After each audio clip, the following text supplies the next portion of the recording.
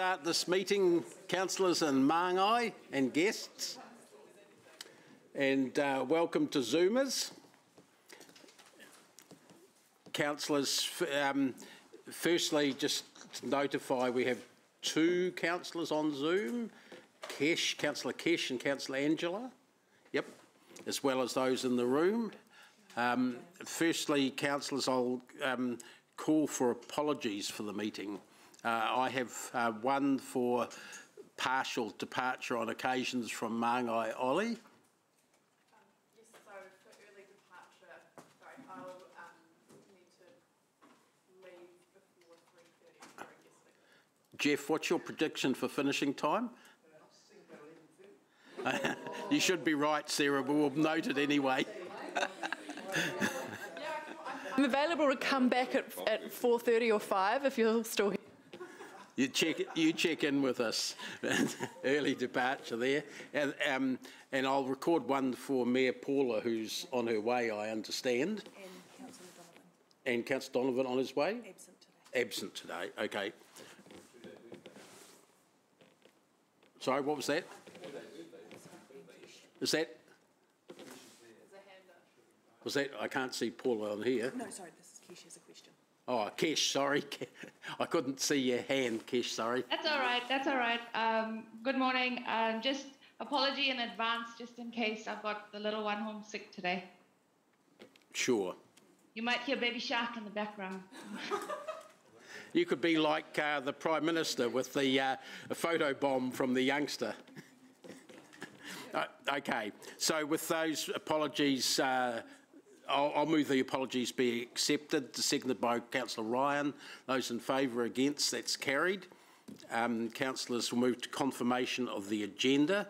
You've got the run sheet set out there, and I'm not noting myself any changes to that. Has anyone got any issues with any of that or questions? If not, I'll move the table of contents, the agenda, sorry, be confirmed as per the table of contents, seconded by Councillor Maxine. Those in favour, against, carried.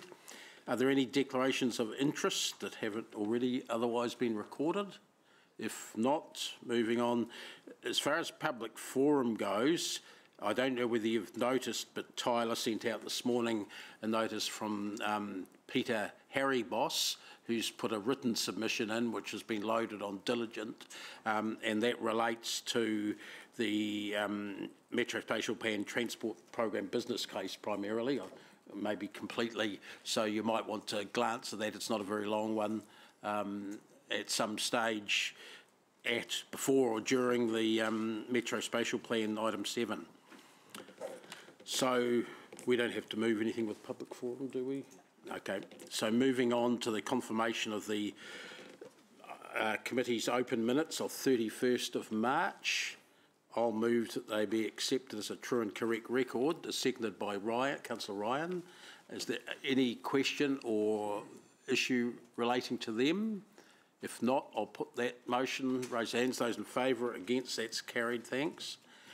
Councillors, moving on to the Chair's report, and noting that some of the items in here will also come up in public excluded item C2 as well, but certainly this is open for discussion now, and the only thing I'm going to add to the report, or two things. One is that I understand it's now been agreed we will have an extra committee meeting, and there's a couple of possible dates, or it could morph into a council meeting in September, in one or other of this committee or council to receive reports on some of the plans that need to be dealt with before the end of the triennium. So there will be such a meeting as I described in the first part of that. Secondly, in relation to future-proof, I did omit to put down a comment that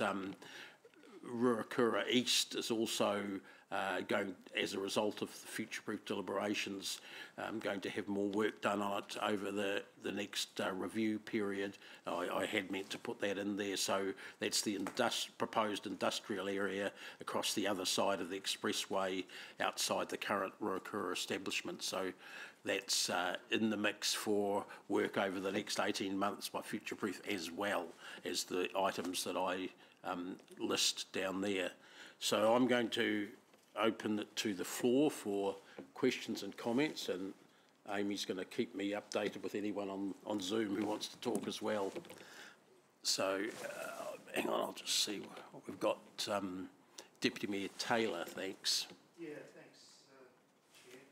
Just in reference to the strategic land agreement with Waipa District, Yep. and the progress with that, and you make the point about the urgency there. Can you give an assessment of how close you think the two parties are? Well, look, I'll answer that, and I'll ask Blair to follow up as well, as Blair's certainly been working behind the scenes, as it were, with management at Waipa Council, but in two parts. In the Future-Proof Committee, Waipa's Mayor Jim Milcrease supported the same resolution that everyone else did, that we did, which impacts, specifically mentions, in fact, some of the southern land, like SL1. We've had sort of indications, if you like, verbal indications that in the joint meetings we've had with Waipa District Council that they will support land coming into the city at the time it's needed. There's sort of some qualifications starting to happen there. Noting that we've had an agreement with Waikato District over some of the land in the north for 15 years or so, and it's been mentioned in all of that time that we need similar for the south, and we haven't yet achieved it, but there is a draft agreement worded that's similar to the Waikato District one that is due to be discussed on June the 10th, yeah. Cool. So I'm hedging my bets a little bit because while the public words are that they're supportive of change, they don't seem as enthusiastic about it as we might. Blair, do you want to?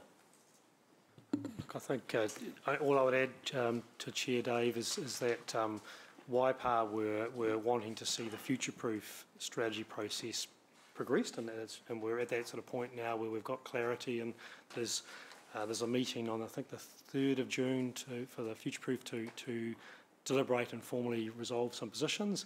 That times in nicely to the meeting with Waipa on the 10th of June, so I think that will help Deputy Mayor Taylor. And I think, as Councillor Dave has said, there's a couple of elements in the agreement we just want to revisit in terms of the specific areas and the extent of the geographical location, but the bulk of the agreement has been drafted, and I think both parties are comfortable with the bulk of the agreement.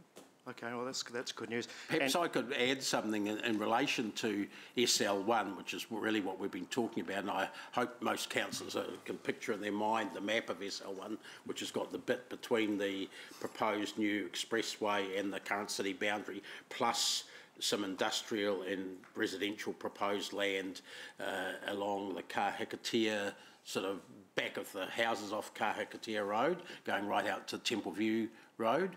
To Tukaramea Road, so there's that. That's a sort of a curve to the south and southwest there. SL1 is the entire of that area, and that's what's been mentioned in the future-proof recommendation to the committee by the workshop last week. But there have been questions continuing to be raised about the industrial and residential area that's not within the expressway, but is still next to the city.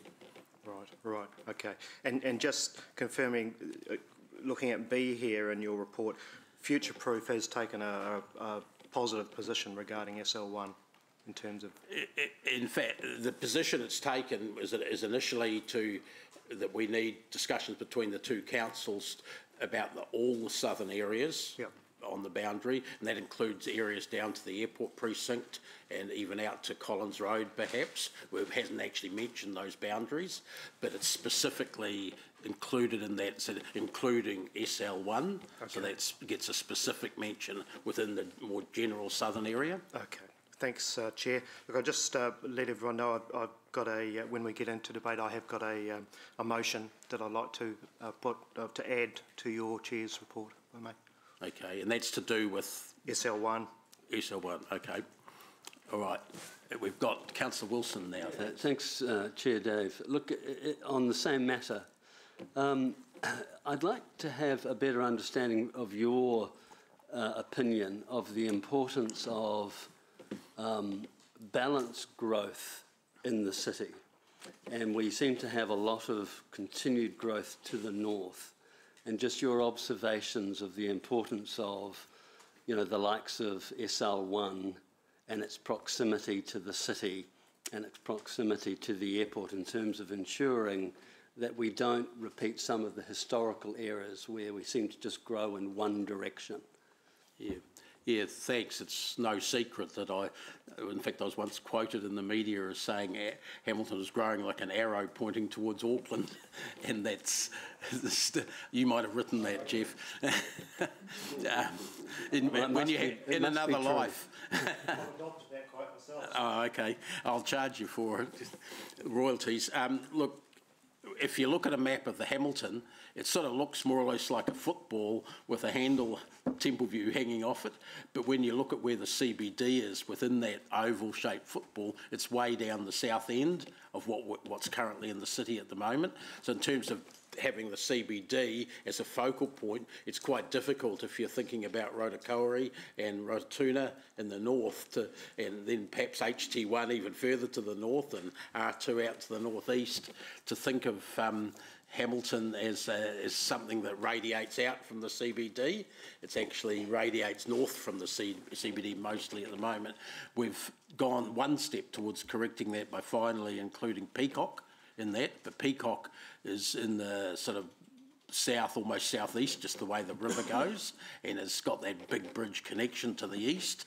The whole of the southern bit going towards Rukahia and southwest and towards Templeview is a big bite out of Hamilton's boundary that's not part of the city. And if you look at some of the areas in SL1, for example, if they had houses in, they'd be closer to the CBD than probably any other part, new development area, including those in the currently in the city, like Charles Mars area in the Rotokauri North or Te Awa Lakes. They're much further away from the central city than the south. And I think in terms of transport, access, things like that, good city planning, good urban planning, you need more of a well-rounded city. We don't have the obstacles like harbours and that Tauranga and Auckland have.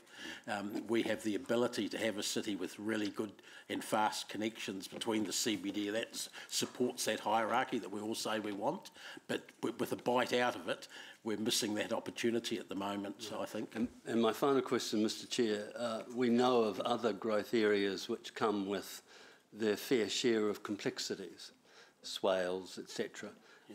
In terms of SL1, are we aware of any barrier or significant infrastructural spend that would have to be spent to enable them to connect well to our current infrastructure?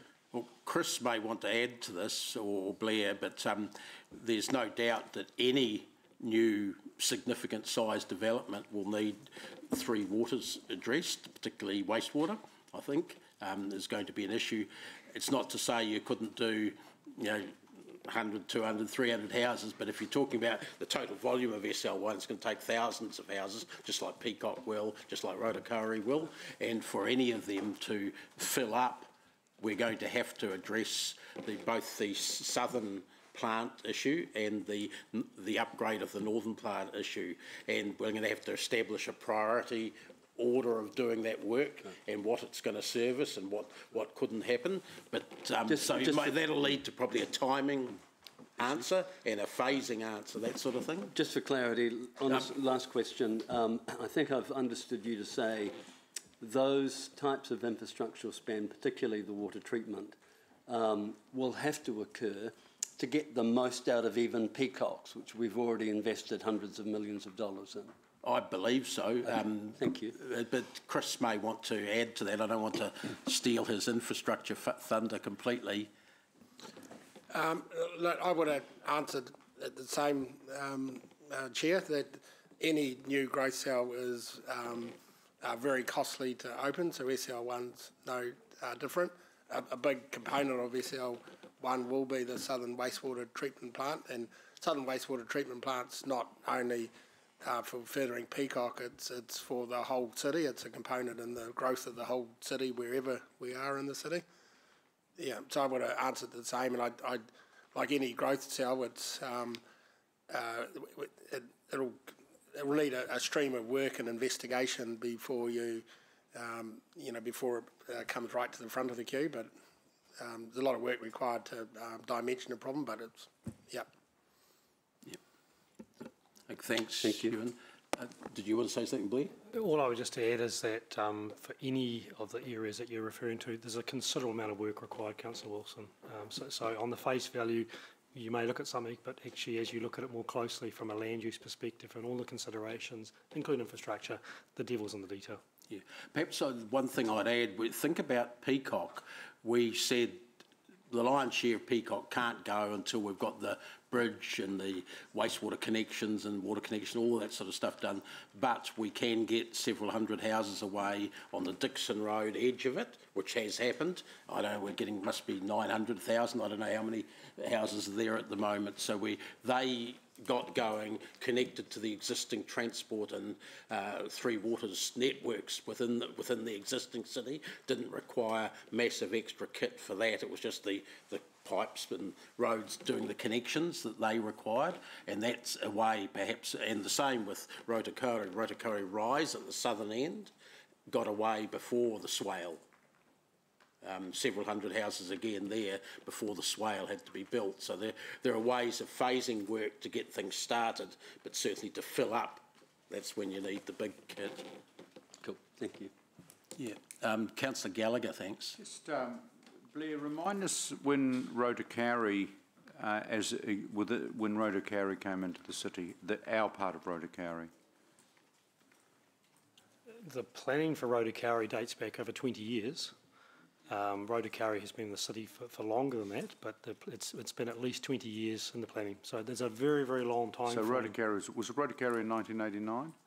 North End was. North End was, but I think and if you look at say the Te Awa Lakes portion right to the very north, that was more recent than that. Sure. That came in about 2010. When did Peacock come in? So Blair, I've got the sheet in front of me. So Rotorua came in 1989 into the city boundaries and incorporated into our district plan in 2007. And Peacock? That was 89. Peacock would have been the same Peacock time. was 89. Yeah. So can you confirm for those areas that we are now talking about significant developments, we are looking at 30 plus years ago when they came into the city? Yeah, yes. I mean, land use planning and decisions that we're faced with, there's a very long horizon in these, and the decisions and commitments that we're now working through have an origin of some time ago. Can you also confirm that they came into the city because they had a very clear community of interest with Hamilton, quite apart from any future urban development? I would have to say yes, but you may have more knowledge of that, Councillor, than I do. Very good point there, can I just ask you... I think he was around then, the only one in the room. Well, actually, funnily enough, with irony, I was, but... Good answer then. And I'll say, and my views in debate about being proactive versus being reactive. Just with SL2, and to me, what I'm sort of coming, as you know, is the broad principle should be Expressway Southern Links is roughly the kind of our boundary as I understand it. What work would we be expected to do with SL2? Now that's further down the track, but again, at the point at which Southern Links is completed, it's going to be a bit stupid, frankly, to have an isolated pocket that happens to belong to Waipa, and yet they have 100% community of interest with by SL2, we're talking about the area between the airport precinct and that's Peacock? Right. Yeah. So SL1, really, that's good to go, and I respect that. Just the SL2 bit, in terms of, that becomes the natural southern boundary. When we are thinking about the area referred to as SL1 and beyond, we will also want to have some high-level thinking about SL2, and our agreement with Waipa will also need to provide for that area. And you'll recall that SL2 sits in the airport flight path. Ewan may have the better terminology, but there's it's a sensitive area of land in terms of the runway. So again, that, and of course there's industrial from the airport precinct in there. So there's a number of considerations, but we'd want to think about that high level as part of that wider conversation with Waipa. But if you were looking, dare I say it, at a delineation, wouldn't the Southern Links and Expressway be at a higher level, be at the natural, roughly, the natural and I think boundary all the parties would agree with that. So that I think there's broad agreement across the future partners and with Waipa that longer term that is a logical position. Yeah, noting that already we're openly talking about Ruakura East across the expressway as needing to come to the city for, in that case, for industrial land supply purposes more than anything else. And can you confirm, Mr. Chair, that the Chair's report is very visionary in terms of the timing of HT1? Yes. Thank you. Councillor Bunting. Thanks, Chair. Just along the fact that cities grow towards major transport links all the time, as in rivers, over history, roads, etc. Southern Links itself, if we're going to do SL1 and SL2, it's fundamental that we get Southern Links in and going. What's the very latest on that at this point? Chris might want to answer this because it's in the 2040s sort of realm officially, but many of us around this table think that that's way too slow, though it has been designated, so we know where it's going to be. Right. Within tens of metres either way, I suppose, but Chris, do you want to follow that up? Southern Links, it's a combination of council roads, which are the Peacock roads and the state highway component. So as you know, we've started Southern Links in terms of our responsibility, which is the Peacocks Bridge and the north-south arterial going through there. The state highway component, it's designated and it has a lapse period of about 15 years to go. So that, what that means in a general sense is the requiring authority, which is Waka Kotahi, will have to prove that there's been substantial progress on that in the meantime if they want to extend that lapse period. So the lapse period tends to be a target time or an estimation of when the project would be the maximum time it needs to be delivered. Has that moved over the years, Chris? They are undertaking a form and function review, which is reported to this committee. So has that moved over the years? Because it was? No, that's the original. So it's still on the original track? So the original lapse period was 20 years. Yep. So it was about 5 years ago. We got 15 to go. Okay, all right. Can I just, and I just note in the GM's report, Councillor Mark, paragraph 67 gives an update on the Southern Links project and the committee or the subcommittee, that's the working party that Councillor Dave proposed a couple of meetings ago. So there has been a meeting and some more meetings to occur. So that's just there's an update in the GM report on that. Yeah. Sorry, Bunty, there's one other thing that's come up. The Regional Transport Committee sets what it thinks are the transport priorities, and the last but one of them, so that's, I don't know, 5, 6 years ago, set Southern Links, the state highway component Chris talked about, as the second priority for the Waikato, after the Paevere intersection roundabout thingy and on State Highway 1. So that, if that still holds, and we fought quite hard as a council for that to be as high up the priority list as possible. So there's no secret that we think the 15 years or later is too long. Officially, that's been our stance. Yeah, so we're lobbying hard on it still going? Well, that's the purpose of that committee getting going, and we probably need to lobby harder. Could I just jump in? The Waka Kotahi are doing a form and function review, so that's their language around looking at Southern Links through emerging transport policy as well, and just doing a review and just seeing where it sits. So it's a really important bit of work that they're leading. As Blair has just said, we've this committee set up a working group to work with them, so we had an input into their form and function review over the next 3 months. Okay. All right. Thanks, Dave. I'll save the rest of the debate. Thanks. Rob, thanks. Yeah, thanks, Chair. Look, I just want to follow on from Councillor Ewan's question, because I don't think, in my mind, it got answered, and that was, I think he was looking for in SL1 whether there are any unique challenges in that land area that we should be aware of, and I think the answer was really the answer that we got back from staff and maybe from you too was just really the incremental effects on our infrastructure of adding a whole bunch of sections. And I think he raised the question, and certainly I am, in that with the swales and the cost of the swales at Rotokauri came at a significant surprise to me. Once we got started, here was $100 million added in and DCs being levied on that. And I'm beginning to hear, and I may be hearing wrong, but there are some significant geotech issues out at Peacock that we weren't aware of. So look, the number of times I've talked to one of the landowners out in that area who tells me that he's ready to go, I don't think we'll be waiting for 30 years to get some of the work underway in SL1.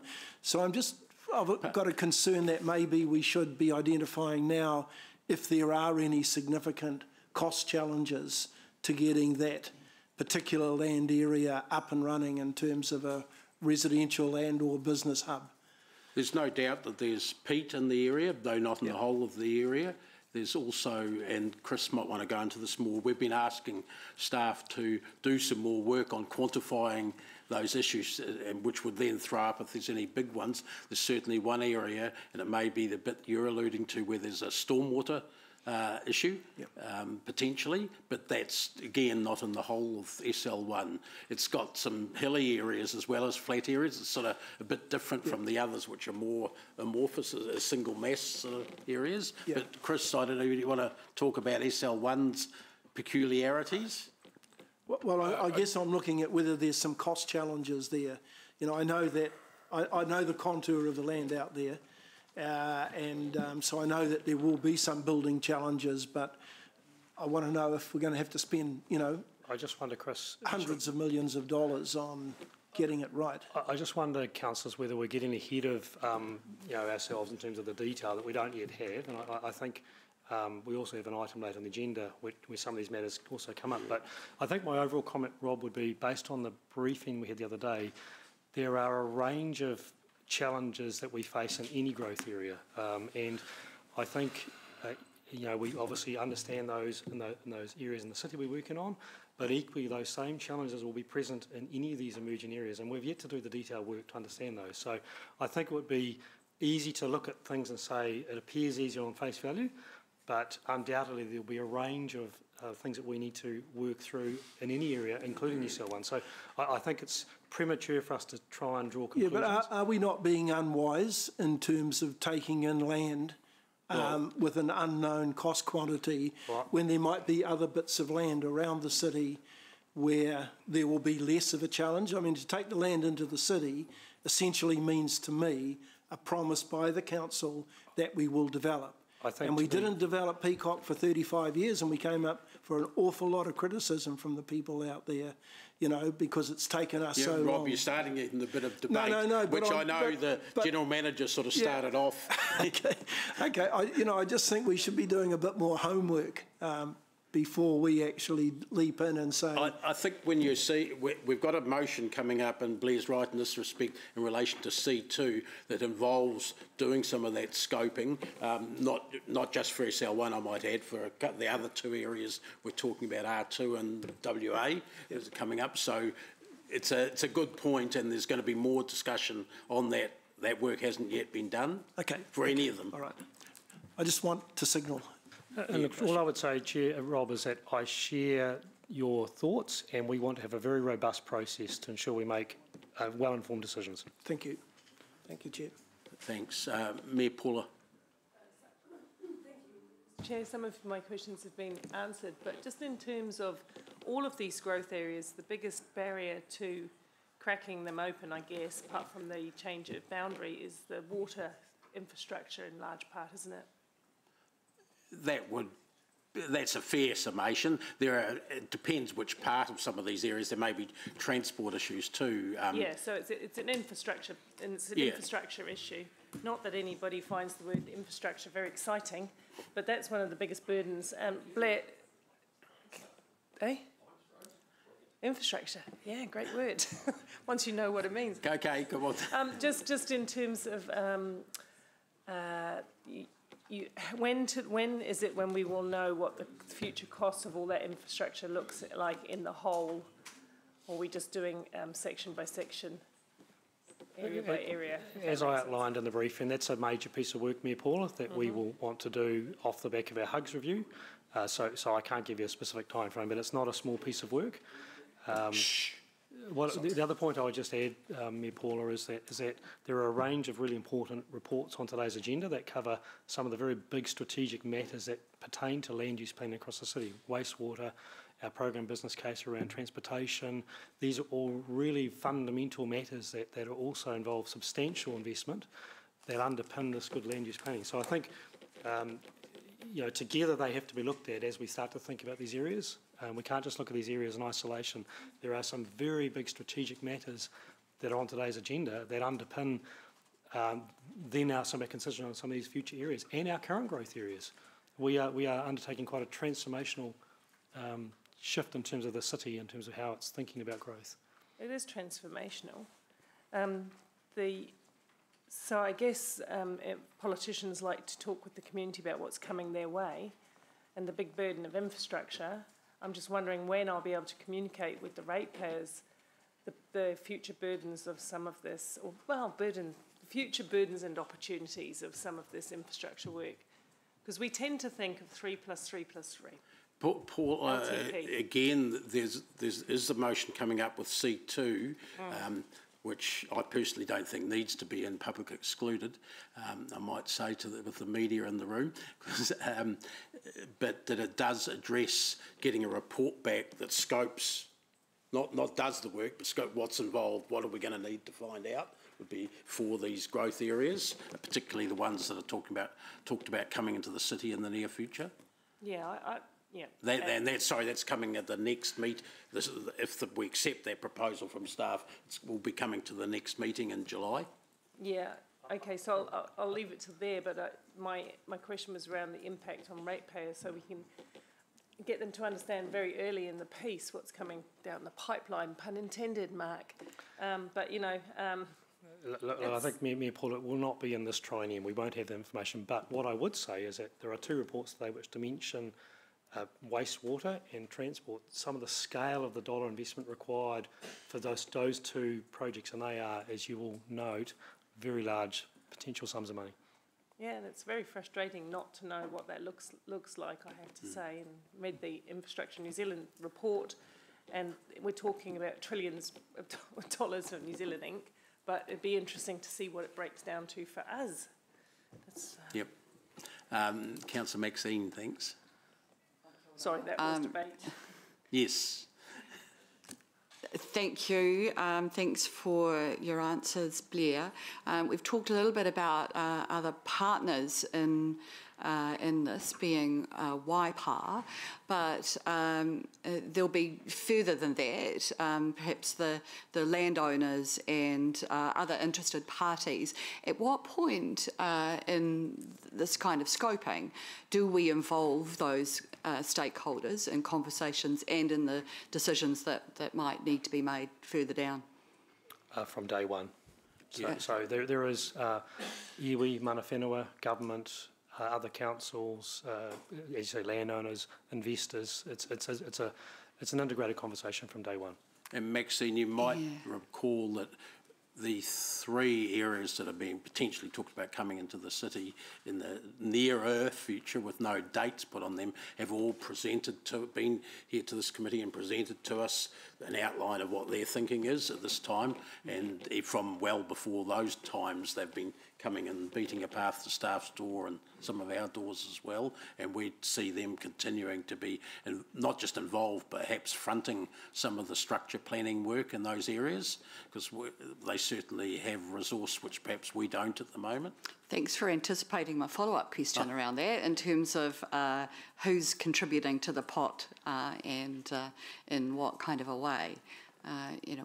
Our ratepayers don't have bottomless pockets. Well, I don't think there's any doubt where you might want to comment that developers will need to contribute at a higher level going forward than they have in the past, perhaps, for these growth areas. I agree. But I think I'd also add, as Mayor Paula has noted, there is a substantial and growing infrastructure deficit as we look to the future, in addition to all the new obligations that we need to meet, which only add complexity and cost into the system. So there are some very big things that we need to consider as we think about our growth, both brownfield, existing community areas and any areas beyond that. Noted. Thanks. Sarah, thanks. Thank you, Chair. I was just wondering if we could see this motion so that we have the opportunity to ask questions on it. Yeah, sure. I think that's good timing. Jeff's motion is with staff, I think, so, and I understand Ryan seconding it, yeah.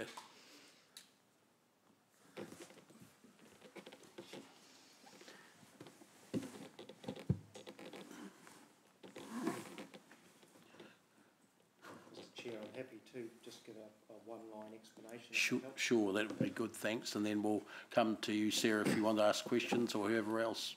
So it really just gives some surety that a strategic land agreement with Waipa, which this council has been working on through the term, will be signed before the term is over. And it gives our subcommittee ability to progress it on our behalf, sets out a firm timeline, and ensures that the agreement would be brought back to this committee or full council before the term ends for full visibility. Sure. But also by doing this, it means HCC controls the destiny. It doesn't automatically. You're getting into debate a little bit there. No, I'm clarifying. Yeah. Yes. Yeah. No, that's correct. Yeah. I was clarifying it. Yeah. Sarah, do you have the question now? I will come back to you if you're not ready. It's taking a while to turn on. Could I please ask Blair's thoughts on what's been put up here in terms of any advantages or disadvantages and how this differs from what's already in train? It really just supports the work that we are doing and we're intending to bring back to this council pre the end of the triennium. So I'm quite comfortable with that motion. Okay, so does it change anything, or is it just basically reinforcing what we're doing? I think it just reinforces, but in that context, it's very helpful to have a resolution that reinforces what we're doing. Okay, thank you. Thanks. Okay, are there any other questions before we go to debate on the motion?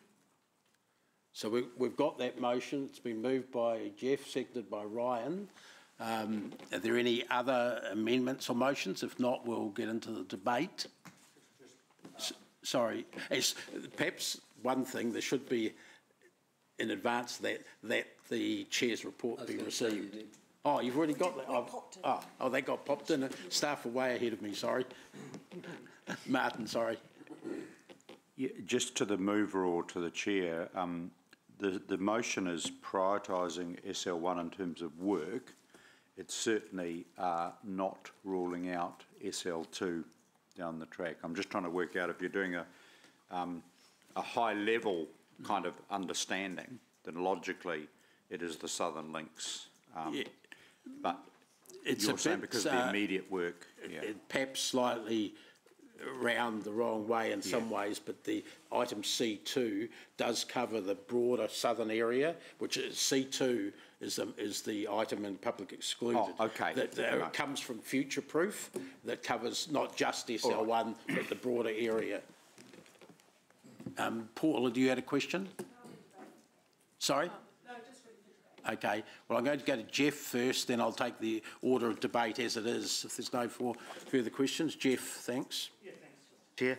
Look, it's not a fundamental leap here. As Blair has signalled, we're on course to sign this agreement. But this is really, I guess, firming it up, giving some surety and hopefully helping staff and our subcommittee in their work to get it done.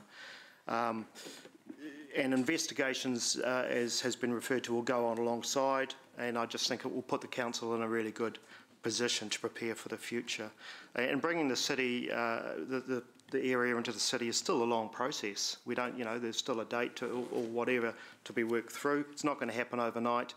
And even when it does, there's another process. I mean, as Councillor Gallagher has referred to, Peacock took 35 years, Rotorua took a long time to. So I think SL1 has been in the reckoning for a while, and really the only reason it isn't in the same category as the likes of WA and R2 and HT1 is that it has taken a while to finalise this land agreement. We've got a friend from Northern Ireland who not so long ago built a new house out there for the equivalent of 230k. They've come out here and they've realised already they're never going to own a house here. And the combined cost of living has got them wondering about just going straight back. So we're acutely aware of housing affordability and a need for greater competition around the city in terms of both volume, location and typology style. So even though we're building a lot of homes, there's still a long way to go. SL1's flat land on the western boundary of our city, which I think could relatively quickly and certainly cheaply, compared to other locations such as Peacock and Rotorua, be zoned and converted into a range of housing. It's got good transport links, and I think a key is it's got big developers who have got together over the last year and who are ready to go to produce maybe 8,000, 10,000 more homes. And the big advantage is that these developers are eager to go, and we could have the ability, just as we have with Te Awa and other developments, to negotiate an agreement where they kickstart and bear a lot of the cost. It's attractive to me, this area, because I think it has the potential to provide affordable housing and bring some energy, more energy into the likes of Melville and Dinsdale, and it's relatively close to the central city. Yeah, I just really support us just supporting the subcommittee and staff to get this done. And if we get this agreement signed this term, then it puts us in control of our destiny and we can make future decisions on where we head with it. Thanks. Mayor Paula, thank you. Thank you. Wasn't sure what the subcommittee was. The subcommittee is the Waipa HCC joint working... Tomorrow. Yeah, not next week. Next week. 10th of June, sorry. Thank you. Sorry. Tomorrow's Waikato. Right, good. Sorry. Yeah, thank you. Just in terms of debate here, I'm going to support this. Having said that, the only thing to consider is you can lead a horse to water, you can't make them drink. So negotiations are negotiations. You need two parties to come together. So we do need the other party to agree to this, and we've been working, as you know, Ryan, very hard on manoeuvring them to a level of comfort to let go of this area and let us bring it in. It comes with, all of this comes with considerable challenges. We then have to, as the previous debate was about, we have to service it with water, with roading and all of that kind of thing to get it going, unless we can reach agreements with the developers, and that's a complex process as well. So we might acquire a piece of land, it still might be a time in the development because we've got some cabs at the front of the rank. But I do agree with bringing it in. Just be careful also that when it comes to the city, our land values by and large, because the opportunities that we present are extraordinarily higher you know, because all of a sudden this land becomes extremely valuable for building homes on. So we just need to be sure that we get the value from that as well, not just the developers, but it's a value uplift for the city in terms of outcomes, in terms of rates. One of the issues that the councils have been slower to sign these is because, of course, this is their land that also has a future value and their ratepayers at the moment. So it's a negotiation of goodwill. But I have to say, I think we've moved a long way, and I support the idea of giving it a little bit of a nudge to see if we can't get it done before the end of the term, and that was my intention anyway. So, yep, let's see what we can achieve. Thanks. Thanks. Councillor Ewan. Yeah, thanks, Chair Dave. Look, I'll be supporting the motion for a number of reasons.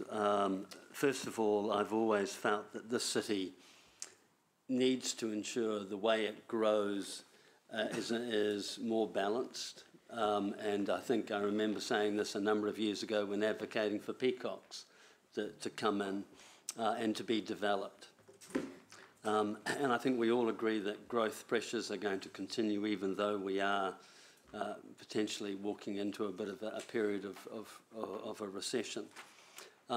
Having said all of that, we have to be mindful of the risk profile. And what I mean by that is we are going to negotiate on the premise that we want this to come into our jurisdiction. We have had a number, and we have a number of current areas of growth that when we start to do the finer details of geotech and engineering, we begin to understand some of the complexities and the costs of developing those parcels of land. And that is why on occasion we find ourselves having to support areas of infrastructure spend where the yield is not at all attractive. So we just have to be mindful as we go through these negotiations. And I've often thought to myself, the more reluctant a party is to give us the land, the more likely they see the value in the land. So it will be interesting to see the negotiations unfold. But on the face of it, having more growth areas working and available should provide some assurance that we have affordable parcels of land available for people to be able to build houses. And as Jeff has suggested, there are a number of people who find the idea of being able to build a house in Hamilton and the Waikato more and more unachievable. And we have to be conscious of that. Thanks, Ewan. Councillor Ryan, thanks. Thanks, Chair. Yeah, look, largely agree with the comments that have been made already. This motion is really about Hamilton controlling its destiny effectively. We've had a draft SLA we've worked through with WDC and Waipa for a while now. It's been on the boil, so this is really just about bringing it up to a resolution essentially. There's a quite smart science behind them that I won't try and explain, but essentially they're largely cost neutral to both councils, but with a fair overlay over time, where then eventually we'll receive all the rates of those properties as they come into the city. It gives us a control as to when we release the city. So yesterday, obviously, one of the risks that was outlined was the private plan change risk. But this motion doesn't mean we're instantly taking it on. It just gives us the ability to say when we take it on, rather than have to go through another bureaucratic hurdle of another territorial authority. Front and centre of this, of course, will be value capture, which will be very eyes wide open. And I know the developers in SL1 have already seen our HUGS principles and are well aware that that principle will be front and centre of that process. Interlaid with this leverage will also be a PDA. And obviously that will, with detail to be worked out, which I think will go to some way to the questions asked by Councillors Ewan and Rob in terms of so we don't get blindsided by large kit that we then have to go back to our development community or to ratepayers to fund. The outcome here is to create a win-win. Waipa has respected in good faith our desire to not create large lot houses on that boundary for some time to protect our interest. So I think the principle is there, and this is a good conversation to have and try and tidy it up within the life of this triennium. Thanks. Thanks, Councillor Robb. Yeah, thanks, Chair. And look, I'll be supporting the motion, although I still have a little bit of doubt that we're actually developing in the wrong direction. While SL1 is to some of councillors an ideal addition to the city, we still don't have any roading network or any prospect of a roading network around Southern Links. If you look at the next report on our transport program, Southern Links is not even mentioned. So I have a real concern when you compare with the north, where we actually have almost a completed roading network, which will form a much more natural boundary for the city. So I'm a little bit concerned that I won't use the vernacular here, but we've got it round the wrong way. And I think that we probably should be focusing on the north because of the obvious economic advantages that might be there. But look, we have at least one developer in that area who's ready to go. And I really hope that if the land does come into the city, we don't do a peacock and make them wait for 35 years until we're ready to provide the infrastructure. So I think we need to be sitting down with those potential developers sooner rather than later and trying to negotiate a deal where if they're ready to go, so should we, and it may be in PDAs or however we do it, that we actually get the work underway sooner rather than later. Thank you. Thanks, Rob. Councillor Martin. Thank you. I well remember the discussion around the 1989 boundaries, and if we made a political mistake back then, I think, was that we should have been more proactive. Having said that, as it turns out, the boundaries we did set in 89 certainly had a logic given the, and did involve long-term planning. However, this debate reminds me of one of those daytime soaps called Days of Our Lives, because 33 years later, the conversation has a similarity to it. I've always said I'll support the motion, and I know it's emphasised on development and urban form, but I've always said that our boundaries must also reflect a natural reflection of community of interest.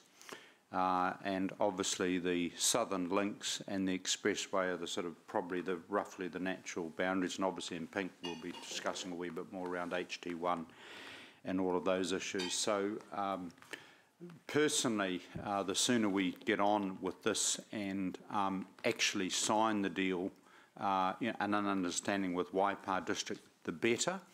And also, in fairness to Waikato District, you know, we've had those agreements in place for some time, which I think is obviously really positive.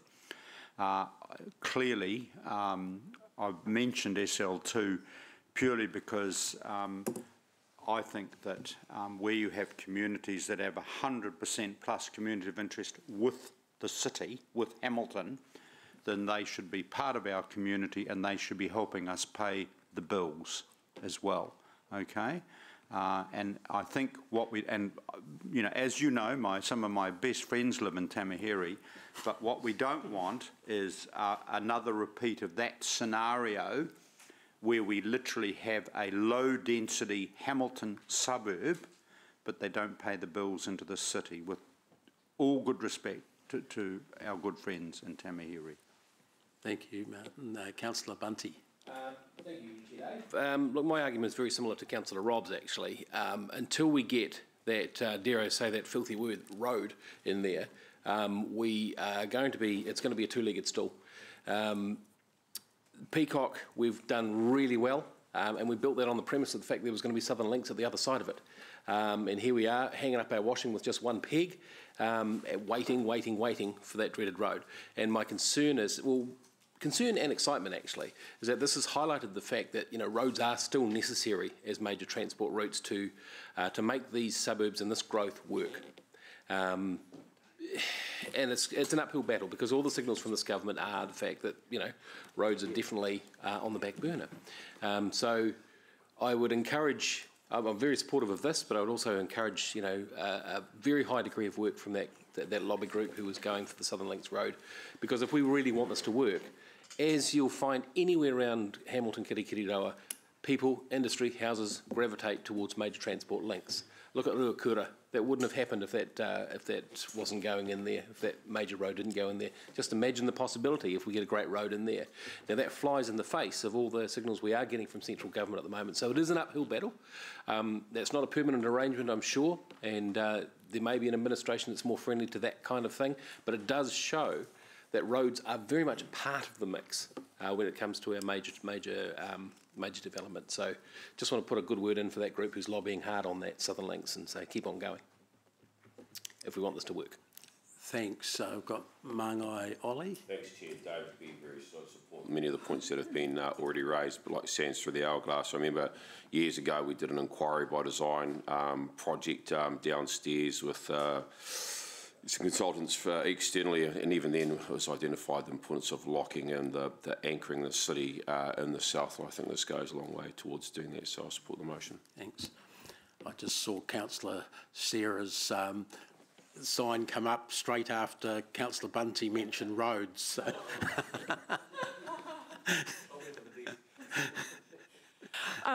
I'll support this. However, let's not forget that the biggest barrier to increasing housing supply in our city is not zoning, it's infrastructure. We can't just zone land and let developers get on with it. Even with the best intentions in the world, it's unlikely that developers are going to be able to come to the table with a proposal where they fund everything that's needed. We need lead infrastructure, we need headworks, we need to invest in our wastewater treatment plants, and the cost of these are going to be huge.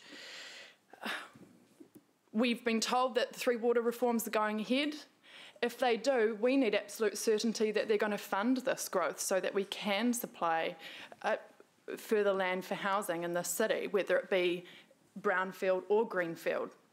If they don't go ahead, then we need partnership with central government to make this happen. Value capture needs to be front of mind for us. With new areas, we need to look at how they support affordable houses and how we ensure that landowners don't just get a big windfall from the stroke of a pen. The community should benefit from any increase in land value that rezoning leads to, and that our infrastructure that we invest in leads to. That could be through developers providing parks and reserves, through us requiring a contribution to the Community Lands Trust. It could be through requiring a percentage of relatively affordable housing. This needs to be a priority for us as we work forward. I agree with Councillor Ewan, we're sprawling north, further and further away from the heart of the city. I do not feel comfortable with that sprawl continuing. We need to grow the city in a way that's balanced and where people have good access to amenity and jobs. And so we need to ensure that we are planning and in control of the destiny of how our city grows and looks. Southern Links is likely going to need to look very different to what has been proposed. And I know Waka Kotahi is looking at that. So it's not going to be just a road. We're talking about transport corridors. We're talking about excellent, fast and frequent public transport, as well as access for private cars. So I'm actually feeling quite comfortable that Waka Kotahi is doing a review on how that's going to look. We need to give that some time, but I think at the end of it we'll have something a lot better than what was originally proposed. Thanks. Thank you. I'm just going to say a few words before we go to the right of reply, but I do want to start with saying I warm to and support Councillor Sarah's takedown of Councillor Bunty just there. And just to add, to rub a bit of salt into the wound, I might add that we have been proposing, our council for some time, that the road is a transport corridor will also have rail route alongside it as well, particularly into the airport industrial commercial precinct could well be an important factor in the future. So no, we aren't just talking about roads. Look, I think one of the things that Peacock showed us back with the government before this one is that you need to be somewhat game ready in order to access partnership support. We would not have got the government's a couple of $100 million contribution and loan there had Peacock still been outside the city like it was in 1988. It was in the city, we were in charge of the planning of that, the structure planning, the future destiny of that at the time we applied to the government. If it had been part of Waipa then, it would have been impossible for us to have done that, I suggest. And SL1 and other areas to the south are in a similar position.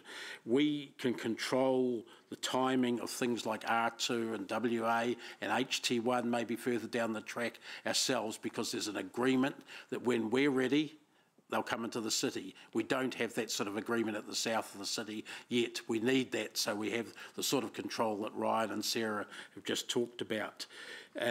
It does clearly give the opportunity not just for more affordable housing, but for housing closer to some of our employment areas, such as the developing airport precinct, and also to the sort of Duke Street precinct, where there's some industrial land proposed as part of SL1. It's not just housing there. One of the advantages of SL1, and the reason it's come to us, and really, is that the owners have got their act together. Oh, I'm going to get started again. Yeah.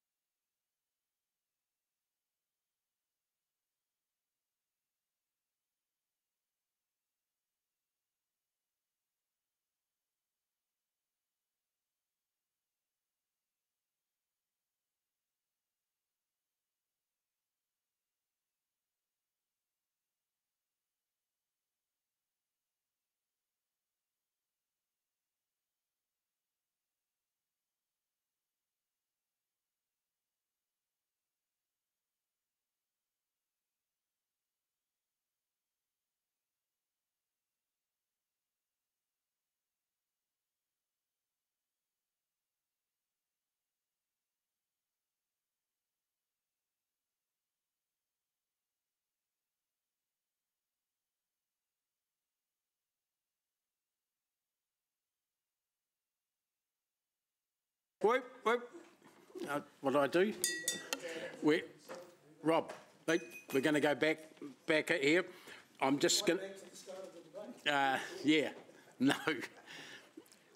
But I am just going to finish off what I was saying.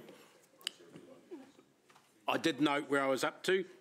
So, councillors, one of the reasons that we've actually homed in on SL1 a bit is because the developers there, or the owners and developers, have actually got themselves together and formed a group that's been able to put a concerted proposal to us rather than 5 separate ones, has actually heightened the, or put them up the pecking order, if you like, because that's one of the elements of getting ready, and they've done that themselves, and certainly I think that's a good example of what can be done. This whole development thing, though, we're talking about only 50% of the growth of the city when we're talking about these areas like R2 and SL1, because that's the greenfields part. We're still going to be having 50% infill going on in the CBD and other parts of the city, so we shouldn't forget that. This is the second other side of the development coin, so we haven't. Just because we're talking about greenfield areas doesn't mean to say we're not having all the other growth in the city that's currently actually running at about 52% in the last year. So that will continue. One of the things I was going to say to Councillor Bunty was it wasn't just a road, and not just because of the other transport things, but it's a community. And when you talk about the state highway part of SL1 defining some of this area, it isn't just that. It's also things like Temple View. That came into the city because its community of interest was there, and there are parts that are outside the state highway, but between Temple View and the city that are part of SL1 as well. So I think the most important thing, like Councillor Martin said, is actually community of interest. Sometimes the rivers and the roads and the railway lines help you define them, but they're not exclusively what defines it. So clearly we want, if Temple View is part of the city, so are the areas that are even closer that aren't yet in the city legally. The last thing I'd say, and a couple of councillors, Ewan and Sarah, have mentioned this, the shape of the city, the form of the city. An oval shape with a huge bite out of it in the southwest doesn't make for a city that can be planned as easily and efficiently and be as useful to its residents as one with that filled in and with a good shape and good connections to the central part and other parts of the city. And I think having SL1 sooner rather than later in the city will help with that. So that's my speech. I think there's no other ones on the request list, so we're going to Jeff. Right of reply, thanks. Yeah, thanks, Mr. Chair. Thank you for the debate, everyone. Really good. I acknowledge concerns about infrastructure costs. We still have a city to grow, and I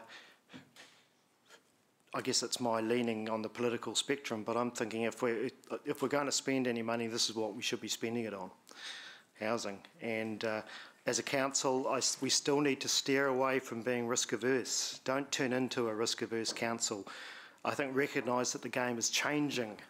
The way developments go ahead is changing because it has to change. And I think there'll be more and more onus on developers, there already has been in our time, to take the initiative. And I think partnerships with central government, absolutely. But I also think we're entering a new paradigm in terms of partnership with developers. And if we hadn't been ambitious with Peacock, we never would have benefited from the HIF. I agree totally with what Sarah said about a rounded city. Back in 2016, I pushed Peacock for the very same reason. And to Rob's point, again, I think of Dave's famous arrow to the north. I don't want to see us abandon the west and the south. And don't forget Airport and Titanium Park. There is plenty happening in the south. And I'd also point out that the west in this area is a hell of a lot closer to the central city than North Rototuna. It takes me 7 minutes to ride my e-motorbike into the city. I'm close to this area, and that's in rush hour. Not much congestion in the west, folks. Well, there's a little bit. But around Dinster, roundabout there is. And look, we've got a decent time frame. here, you know, and it's going to take time. And I acknowledge the comments about Southern Links, but I would also say that if we put our faith in developing this area over the next decade, it may well expedite Southern Links. It may actually encourage NZTA. We've done our bit with Southern Links. We've started. It may encourage NZTA to actually pull their weight and do it. And I would also say that, remind councillors that Southern Links was not just a road right from the start. It's always been planned as a transport corridor for bus and cycle anyway, in my view. So I hope this form and function review gets over quickly so we can get on with the real business of doing it. Yeah, so thanks very much. That's me. Thanks. Okay, councillors, if we have the motion up on the board, thanks, just so remind ourselves what we're voting on. Just trying to... And once we get there, I'll call for a show of hands vote. Okay, so that's on the board there. Councillors, those in favour, please raise your hands on Zoom and here. The motion is carried unanimously. Yeah. And I must mention, thank you, that I forgot to mention Māngai James was on Zoom as well. Sorry, James, I forgot to mention you before. Okay, councillors, let's move on to item 7. I'd like to see if we can finish that, but depends how long it takes before we break straight afterwards for morning tea break. So we've got Phil Hazeldine and Peter Winder has come in. Thanks for coming down from North Hamilton to the council here, Peter. Phil, over to you. Okay, thanks. Thank you. Kia ora, everyone. I'll do some just a little bit of an intro, and then I think we'll just take the report as read and go straight to questions, if that's okay with you, Mr. Chair. Online, we've got Robert Brodnax, who's the Future Proof Transport Project Director, or hopefully online very shortly. He's just texting me right now. And we've got James Tinney-Morgan, who's the Consultant Technical Lead, because this is a big project, as you know. Even the four of us are going to struggle to answer every single question, so it's really having the right people here to respond to your questions. Paper today is really a response to the upcoming FPIC to make sure everyone's as prepared as they can be. I appreciate that we've had a number of internal presentations, and the last Strategic Growth Committee we had a presentation on the programme as well, and that hasn't changed. The paper today was more really about emphasising some of those key points. Because this is really the final opportunity before FPIC next month. So I'm happy to go straight to questions. Can I just clarify, FPIC is the Future Proof Implementation Committee meeting on the 16th of June, just for those who don't understand that terminology? Peter, did you want to add anything at this point? I'm just going to ask Peter to... Just a couple of things, if I may. One is to emphasise that what's proposed in this program business case is a step change that reflects the strategic direction that Hamilton and the other partners agreed through the Metro Spatial Plan, that reflects the approach that's embedded in the Future Proof strategy, and is endeavouring to respond to the climate change imperatives that we face around emissions reduction. And it is unashamedly a quite significant step change reorientation of emphasis and investment.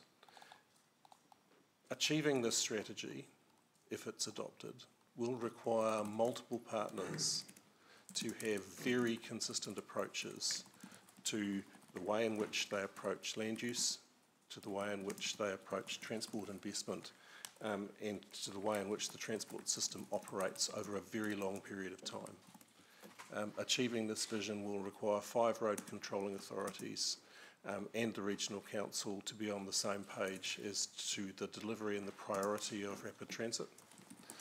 It will require Waka Kotahi to spend the money that is necessary to support public transport services and walking and cycling investment. It will require 4 territorial authorities to have consistent approaches to land use and intensification, and in particular, it will require Hamilton City Council to ensure that not just in its regulation, but in its investment in other infrastructure, it supports the vision of intensification that is an integral part of this. So I suppose for me, I would encourage you to recognise that this is part of a jigsaw puzzle that fits together, that brings transport, the waters work, which is later on this agenda, and where there is other work also underway, it brings together the vision for the development of metropolitan Hamilton, the greater picture than the current Hamilton boundary, in a way that is intended to be consistent. And at its core is a fundamental change, recognising that if we continue to do the things we've done in the past, we will fail to address, in particular, the climate change emergency that we face. Thank you. Thanks, Peter. Paula, you had a question you were about to ask, I think, were you? Oh, I don't mind. I'm not precious on that, but you can move it and I'll second it so it's on the table, thanks. Oh, cool. I love these competitions about who's going to get their name on the minutes. We'll come to that in a sec, but I've got questions from Councillor Rob, then Jeff, thanks. Thanks, Chair. I just wondered where the business case is. And as I read through the report, I note that it's still in progress. So I just wonder whether the word endorse the full recommendation, endorse the key recommendations in 2B should be changed to the word perhaps notes, given that we haven't seen the business case yet.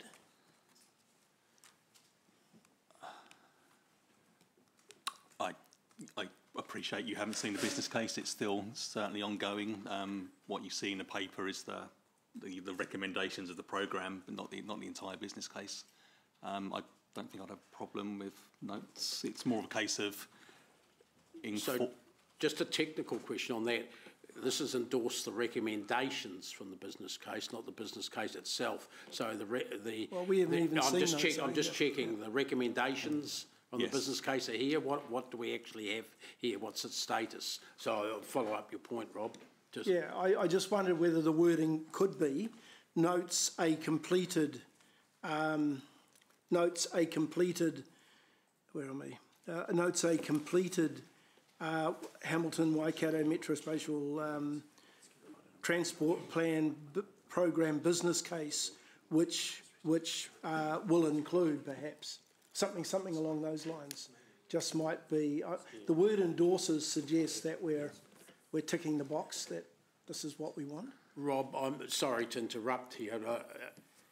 Staff's report was seeking support for the direction of travel because Paula and I are having to go to the meeting on the 16th of June, FPIC meeting, to vote on something. So if it's just notes, that leaves it up to us to vote how we feel like, rather than a bit of direction. Right. But I'd prefer to have seen the business case first. The word endorse is a step too far as well. So it might be. Well, I'm happy for an alternative word. Yeah, we'll think on that during the discussion. Okay, I'll ask the rest of my questions then, shall I? Yeah, sure. Yeah, thank you, Chair. Peter, have you got a suggestion there? Well, I wonder whether you might consider going as far as to support in principle, subject to confirmation of the final business case. I think that would work here. If I'm happy with that. Get some wording there, and we'll check the actual wording when we come to that. But Rob, you continue. Thanks. Yeah, thank you. I raised in the last debate the fact that Southern Links is missing in this report. Also, that park and rides are not covered off, and I suspect that that's been something that we've talked about quite a bit over the last year or two as part of this future transport plan. Is there a reason why the focus appears to be on mode shift and not on a full balanced needs assessment? I've chosen my words wisely. Should we start on park and ride first? Well, either of the two. Those are the two that spring to mind. But not having seen the business case, I'm not sure what else might be in there, or missing. I know park and ride came up in the session yesterday, didn't it? I think we're in that space now where we're adopting or supporting in principle that the big strategic directions that the business case is putting forward. The next stage will be actually, and it could be detailed design business cases, it could be a single stage business case that starts applying those wide range of transport planning tools to how these future corridors are going to operate. And I think Park and Ride, just to cut to the chase, is one of those tools, the whole way that we can use that sort of intercept parking in relation to our future PT network development. And I've seen it work really well, and I've seen it fail abysmally, in many countries over the years. I've realised a lot of the partners have said Park and Ride is a must-have. It's a very obvious tool to use. I think it's part of the next stage. It's not in headlights here because it's almost one of the tools that we apply rather than the direction we take. So it's part of the next phase of work. Is it going to work on some of the corridors that we've identified in this report? So it's not forgotten. But isn't there opportunities at the moment as the eastern bypass gets completed? There will be potential pockets of land that Waka Kotahi currently own that may be available to, and that's a logical place, a location to put Park and Rides. I think there are a few locations around, and I think that's another one of the reasons why it'd be nice, probably after this meeting, to keep this process going so we can move into that route protection phase or that further investigation phase quite quickly if we can. Noting that it will be very challenging to do that, but okay. Yeah. Okay. The other question I've got, the cost over 30 years, you've estimated to be between 3 to 6.5 billion, compared with Tauronga's estimate of 8 billion. Why would we be able to do it cheaper than?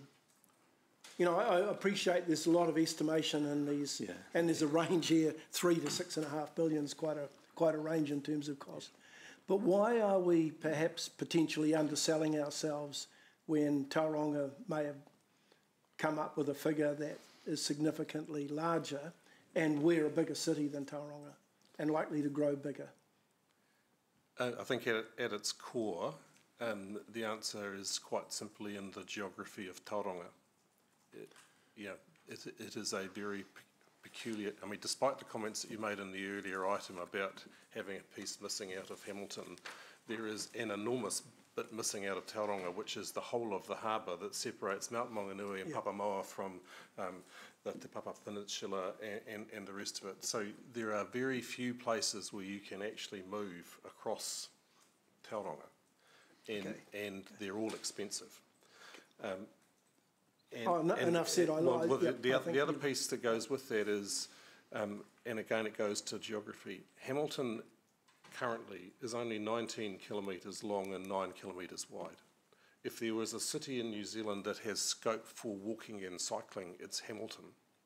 And therefore there are a range of quite cost-effective things that can be done to dramatically shift in favour of walking and cycling. So there are a number of things that go to why this is a different proposition than Tauranga.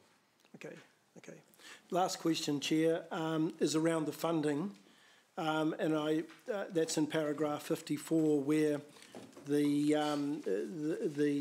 approach being taken at the moment is that we will fund a third of it, Waikato Regional Council will fund a third of it, and Waka Kotahi the other third. Do we know how Waikato Regional Council will calculate who pays their share of the funding? And the reason I ask that question is that half of the revenue that Waikato Regional Council receives in rates comes from Hamilton City ratepayers. And when I do the arithmetic around that, it means that Hamilton City ratepayers could well end up paying 2/3 or slightly less, which puts us at a disadvantage to what it might be if we had the normal Waka Kotahi subsidy. So there is still further work going on around where the costs fall, and that will be part of the finance case, and that needs to go hand in glove with the management case that is still under development. There is Waka Kotahi contribution that sits alongside the regional council expenditure on public transport operations in the same way as there is alongside your expenditure on roads. The third is a generalisation that reflects basically the way that costs currently fall and the investment, the significantly increased investment in public transport operating costs that goes with this. As the finance and management cases are completed, we will be coming back with the full detail of what that looks like. And I go back to my earlier comments, to implement this will require serious agreement between multiple partners that must secure the funding from each of the parties that is necessary. So the word evenly in 54 should be perhaps taken with a grain of salt at this point. Yeah, that's fine. And look, I know we're in the early stages. My last question then is, can you undertake to give us full transparency over how the costs ultimately will be shared, so that on behalf of Hamilton ratepayers, we will be able to share what the likely cost is going to be, whether it's reflected in Hamilton city rates or in Waikato regional council rates that are charged onto the city. So yes, we will need to city ratepayers. Yes, we will clearly need to explore that, and equally we'll need to demonstrate what the likely impact on Waikato, Waipa and Matamata Piako is of the connections that happen to Ngaruawahia, Warrensville, Cambridge. I know there's complexity around. I know that there's complexity around that too. But I guess I'm looking to make sure that it's fairly distributed. Yeah, it's part of the process, and again, thank you for acknowledging that we are in early days of the cost estimates, because we really are, and it's part of the business case that just hasn't been completed yet. That level of detail. Thank you. I think just to add to that, I think it's fair to say, Phil and Peter, the key message here is the quantum of projected investment required over the next 30 years is at a level considerably higher than anything that we have considered or contemplated to date across any of the partners. And I think that is, to respond to Peter's earlier comments, reflecting the step change in terms of approach and thinking to deliver the solutions required. And I think that is and Mayor Paula's earlier question around what is the quantum, this is part of that puzzle, albeit at a very high level at the moment. Thank you. Thank you, Chair. Thanks. Deputy Mayor Jeff, thanks. Thanks, Mr Chair. Just clarify for me that is this a 50, I saw somewhere a 50-year vision for this. Is this a... The investment profile is a 20 to 30 year program, so the numbers that we're talking about are over 20, 30 years. Right, right, but there's references to 50 years in here? So the vision is a 50-year vision of the development of Metropolitan Hamilton? Yes. 50-year vision, right. So that takes us out to 2072, if it gets approved. Well, yes. Yes. 2072. Do you think we need to take the public with us? With the approval of this plan, the development of this plan? Do you think that the residents of Hamilton need to be with us on this journey? Absolutely, and not just the residents of Hamilton, equally of the adjoining areas. But again, I would emphasise that this vision is consistent with the strategic direction that has been adopted by this council and the others that are part of the Future-Proof Partnership through the Metro Spatial Plan and the Future-Proof Strategy. Maybe just to follow Jeff's point, if I can interrupt there, would it be fair to say that after the high-level agreement that, say, at Future-Proof, there needs to be sort of each council needs to work out its best way of engaging its community about that? I would absolutely agree, and as you move from the sort of program business case into the more specific elements that sit underneath that, quite significant public engagement at every level in order to address that. You don't just jump into route protecting for a rapid transit system without substantially more public engagement about what that looks like, what it means. Thank you. Right, so 2072, it's a vision out to there. So I'm looking at the media release that went out with us, and the very first line said, rapid bus lanes and bikes could be the future of Hamilton. So this is a vision going out to 2072, bus lanes and bikes. We've had trouble convincing the public about the value of mode shift, unpopular decisions, when we've actually tried to bring it down to a granular, practical level. Do you think a 2072 vision of rapid bus lanes and bikes will inspire our public to buy into this and take action?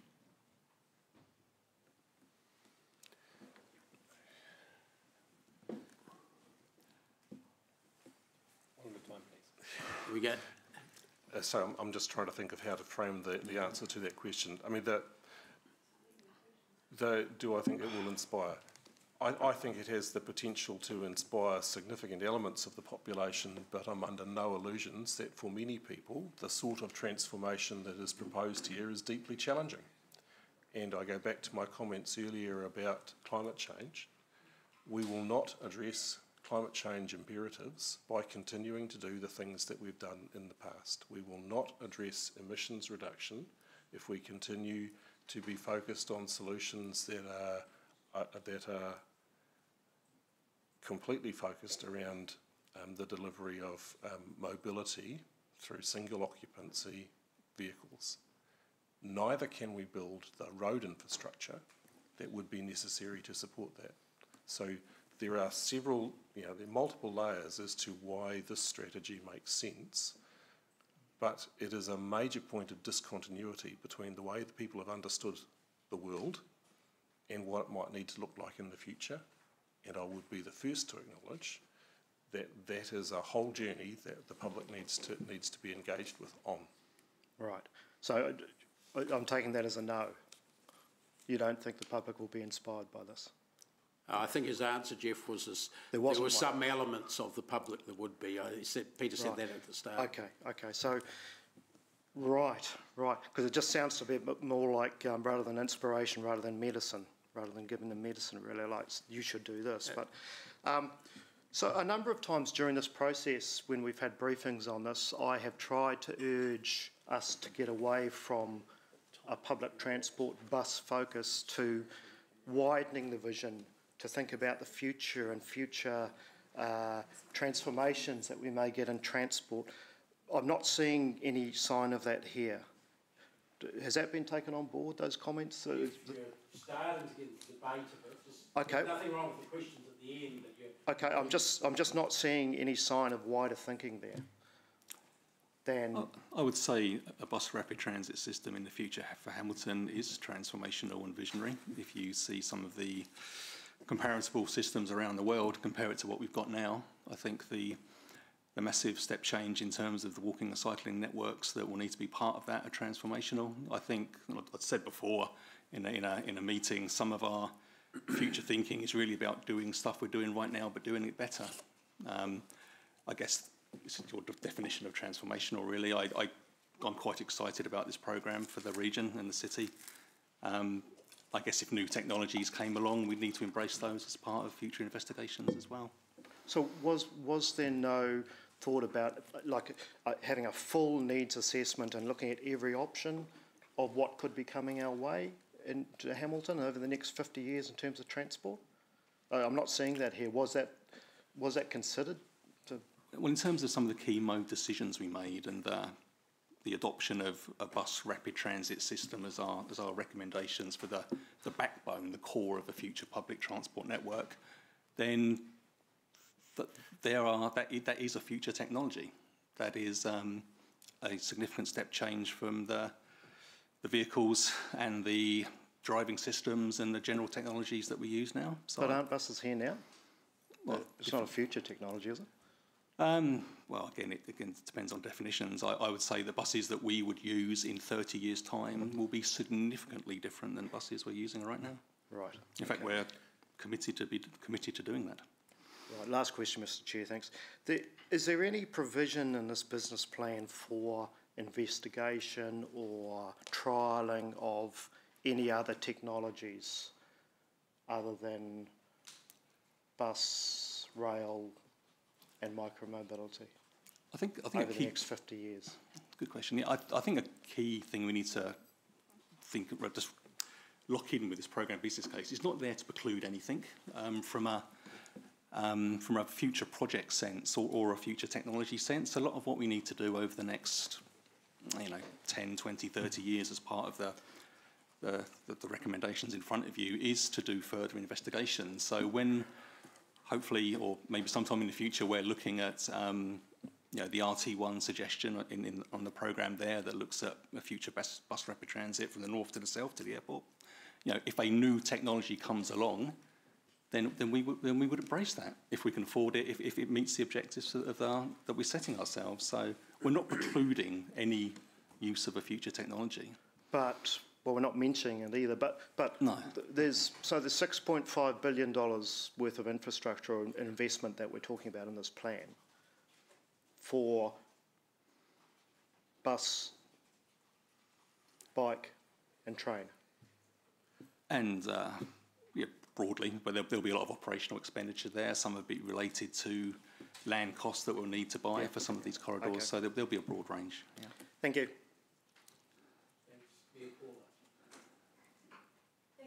Thank you very much. Just in terms of the community with us on this road, on this journey, which this path, community with us. This happens through. Did I hear you say? Because I think you were saying that we do this also through the corresponding plans and strategies that implement this. So the long-term plan, the annual plan, the Access Hamilton, etc., and all of those plans that give effect to this vision, right? This strategy, they're points for us to talk with the public, right? Is that absolutely correct? As would be any one of the detailed business cases that comes next in terms of the specifics of any one of these elements. So to get to route protection will require community engagement around what is this rapid transit corridor, what does it look like, what is its impact. Thank you. So my understanding in the conversations that I've had and at Future Proof and with other partners, stakeholders, is that this doesn't preclude any other options, future-proof options of transport, but these things outlined here right now are the things that technical staff, NZTA, yourselves, consider are affordable and doable in this shorter-term part of this strategy. Is that right? Yes. So, there are future technologies, driverless cars, trams, all of that sort of thing. So, yes, if those aren't precluded from this. No, not at all. And I take the point. If we haven't mentioned those enough in terms of embracing future technologies, so I'll come back to that, Mr. Chair, with a suggestion for the recommendation. But so things like bikes on pipes and things like that is part of this thinking in terms of giving effect to this. We can do that with really good projects like that. I would say so, absolutely. Blair, you might answer this question. This has been well socialised with us to other stakeholders and, in fact, funders, NZTA, the government, in terms of alignment with what they're requiring for funding. Yes. So indeed. some of this has been developed in a way to give us the best chance of securing government funding. Is that right? Or? As Peter has said, this has an origin right back to the work of Future Proof and the Metro Spatial Plan of 3 years ago, highly aligned with our wider partners' direction and has strong support. Yeah, and I know that, well, we talked about that in debate, won't go there. The other question I was going to ask is that in terms of the climate, which is it reasonable to think with the direction that this government, and they are the government right now, who knows next time, this government have put a strong expectation on councils around the climate change that would be impossible for us to tackle if we didn't do this kind of action now? That's absolutely correct. The vision that this government is moving towards of significant reduction in vehicle kilometres of travel, and in particular vehicle kilometres of travel by internal combustion engine light vehicles, means that unless an investment program like this is delivered, people will not have mobility choices, and they will face very significant challenges in terms of their mobility, and we will fail to deliver with the contribution that we're making to climate change. So very strong. And if I might just conclude, whilst this talks about bus rapid transit,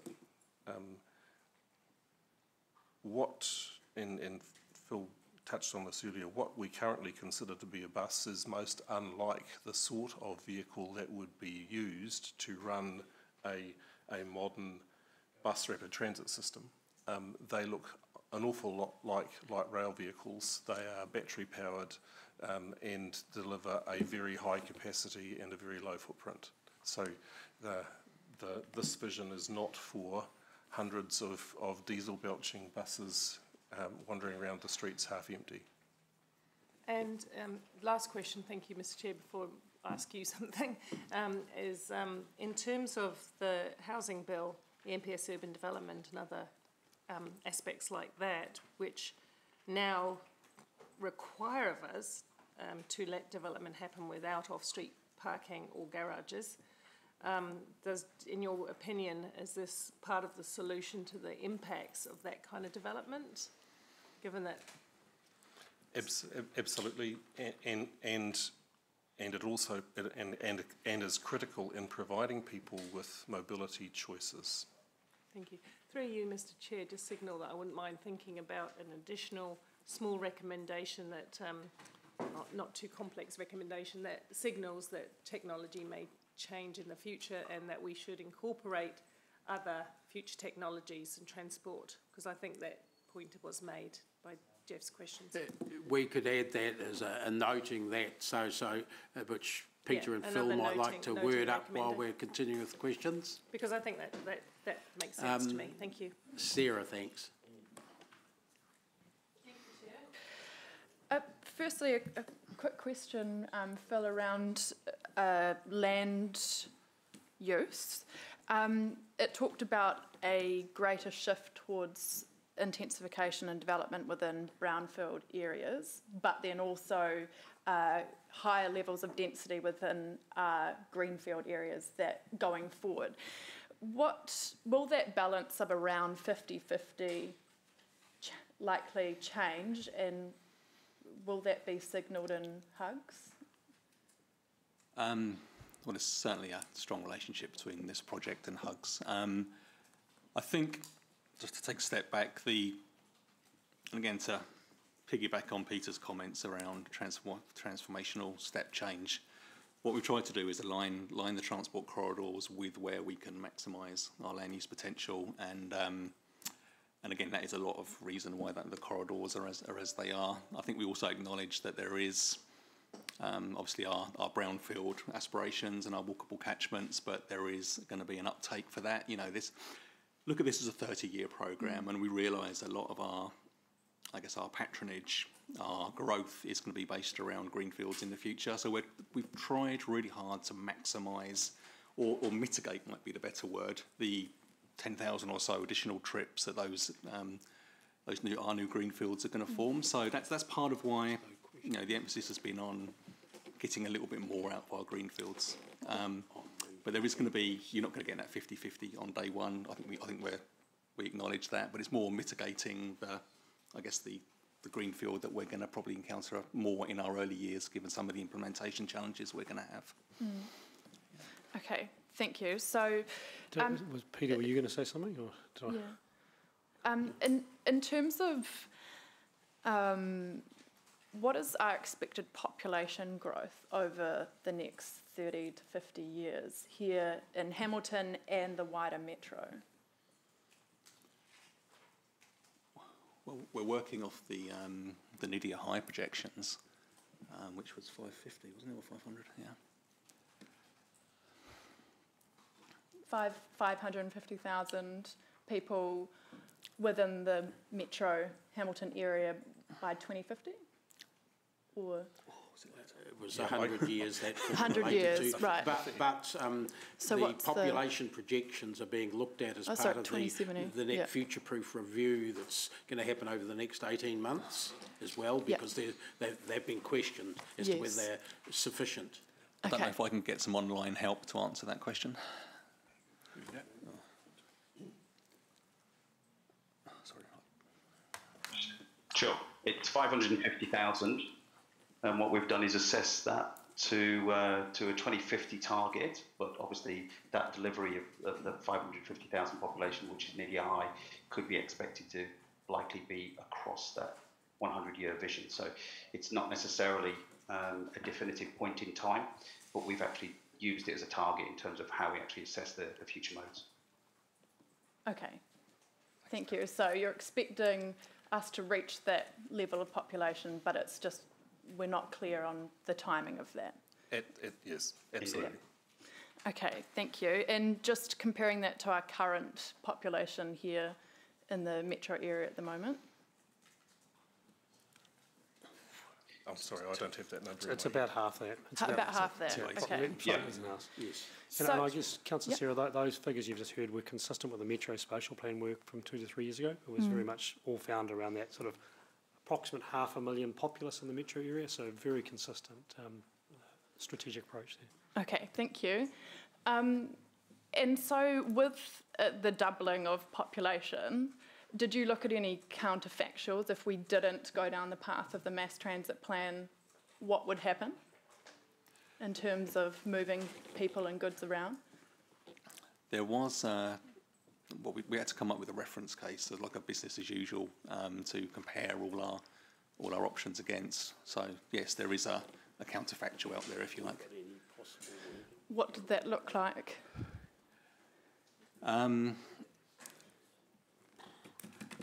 James, can you got any core pointers from the reference case? Without trying to put you on the spot, sorry. Yeah, sorry. Ultimately, by 2050, we saw excessive congestion levels beyond 15-minute wait times at some key intersections. And this is inclusive of obviously building some future infrastructure. Basically, the conclusion came that your travel time reliability dropped by half, your congestion doubled or tripled throughout that particular time. And realistically, you would have an inability to move both people and goods in the next 30 years if no intervention was taken to actually reduce the total vehicle kilometres travelled within the district. Okay, thank you. That's quite clear. And finally, in terms of, say, for example, the suggestion that self-driving cars will, or electric cars will fix this problem, how do you have any information around what that could mean in terms of the need for mass transit? So a move to electric vehicles certainly reduces emissions, but it does not address the congestion issues that James just talked to. So if it's still cars and if it's still single occupancy cars, we have the same challenge as to how you would build enough road space to accommodate those movements, and the answer is you can't. Thank you. And final questions just around funding. So firstly, I'm keen to get your thoughts on the emissions reduction plan and the exclusion of Hamilton when talking about major public transport investment, but also where you see the funding environment going forward and if you see opportunities for that co-investment going forward. So this is to a degree speculation, and hopefully the budget will make things clearer, but it is my expectation that the government will change its transport GPS, Government Policy Statement on Transport, to shift the investment priorities for Waka Kotahi, which will mean that it will be very difficult to receive Waka Kotahi funding for investment in infrastructure or in strategies that do not contribute to the emissions reduction pathway. So I think that means for this program, because it aligns with a move to reduce emissions, there is a far clearer pathway to see how we would receive waka kotahi funding contributions with this than some other approach. Okay, thank you. Okay, so we've got Councillor Bunty who's decided to ask questions instead of making interjections. Thank you. I love my, I won't say that. That's a lovely segue actually, because there's quite a big call you made there, Peter, about the government GPS, etc. Because we've just seen the emissions plan come out with a grand total of about 100 k's worth of cycle lanes for the whole country, which those of us who are sort of very keen on cycle lanes were, to be honest, a little bit disappointed about. How long until that happens that they do get serious about that sort of funding? Yeah, I simply cannot answer those questions, and I think it's... No, but you came out with a really big bold one there about the GPS changing. Well, so assuming you know something. It's different it's different to describe a direction of travel that is obvious, and the specifics of when a government will do something that they haven't yet made decisions about. Right. Okay. So, further Sarah's question about the funding models and the likes. This, as we know, we've been working on this for quite some time before this latest emissions plan came out. Are you confident that the way the funding is allocated at the moment is enabling enough for us to do this, a lot of this stuff? Because it's good, ambitious stuff. I'm very supportive of it. But I'm trying to work out if you see the future as I do, where it's a little bit, it's very frustrating because those hoops keep moving from NZTA. I absolutely feel and understand that frustration, and that the goalposts keep shifting. Yeah. In developing this program business case, the team that was doing it did its best to anticipate what the government had signalled it was, to anticipate the direction of travel that the government was taking with emissions reduction, and to recognise that we needed to address that. Yeah. That was a risk-taking approach, because we didn't know quite how far the government was going to go or when they would deliver that. So we set out understanding the direction of travel. My sense is where we have landed is broadly consistent with the government's approach. And in terms of the funding, as I said at the outset, funding and delivering this program business case will require 5 road controlling authorities and a regional council to come to an agreement as to who is going to do what and how it will be paid for, and that is not easy or straightforward. Right. So, not at this point. Yeah, okay. Thank you. And the first point of getting a funding agreement is to be confident that each of the partners is committed to the outcome and the investments. Yeah, you've got to lay your cards down. Yep. Yeah. Thanks, Peter. Thanks, Dave. Thanks. Final questioner is Councillor Gallagher. Yes. When the Hamilton Metro Spatial Plan Transport business case is included, obviously, this is accumulation of a heap of work.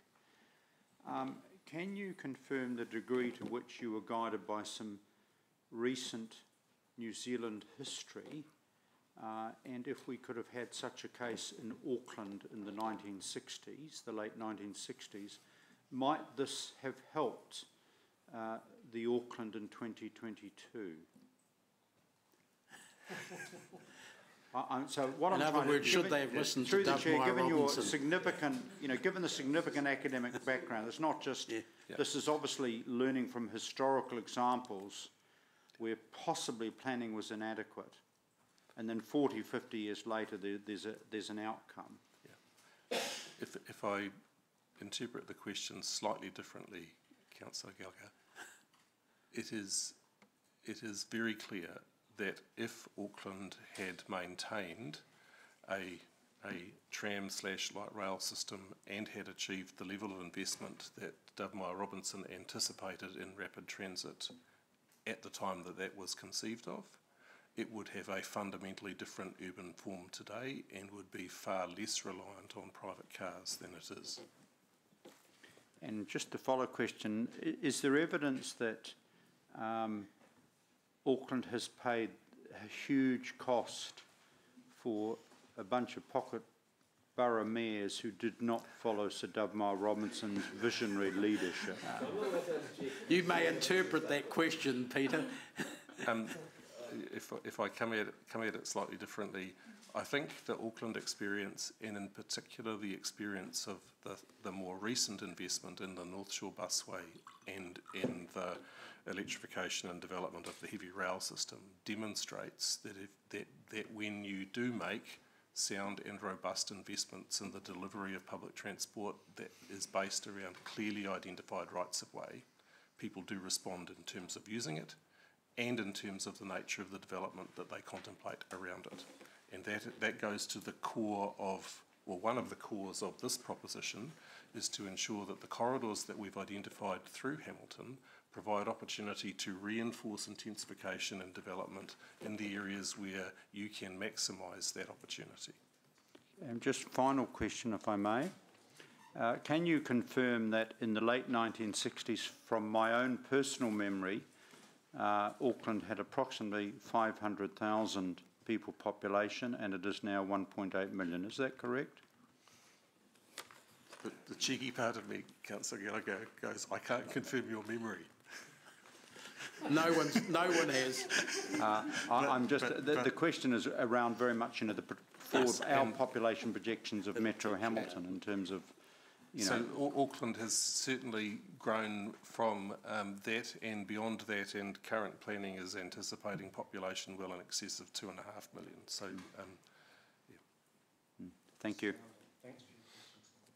Okay, councillors, we're going to the resolution now, which I'm moving and Councillor Angela is seconding, and there we'll just check the wording. We'll get that up there, but basically B is saying support in principle, as following Rob's discussion, and we're adding a point which I can't remember the number of, which is along the lines that noting that the future transport modes and solutions are likely to be impacted by technological advances over the life of the business plan period.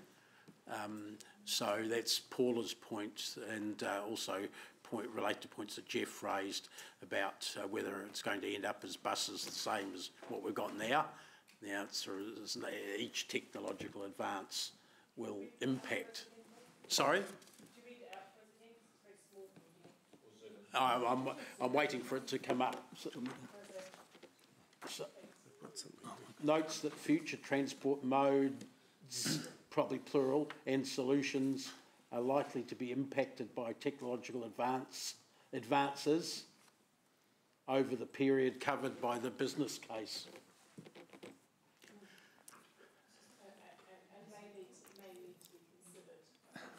Well, the impacted is that's what it means. Impacted means things will change because of that, or likely to change.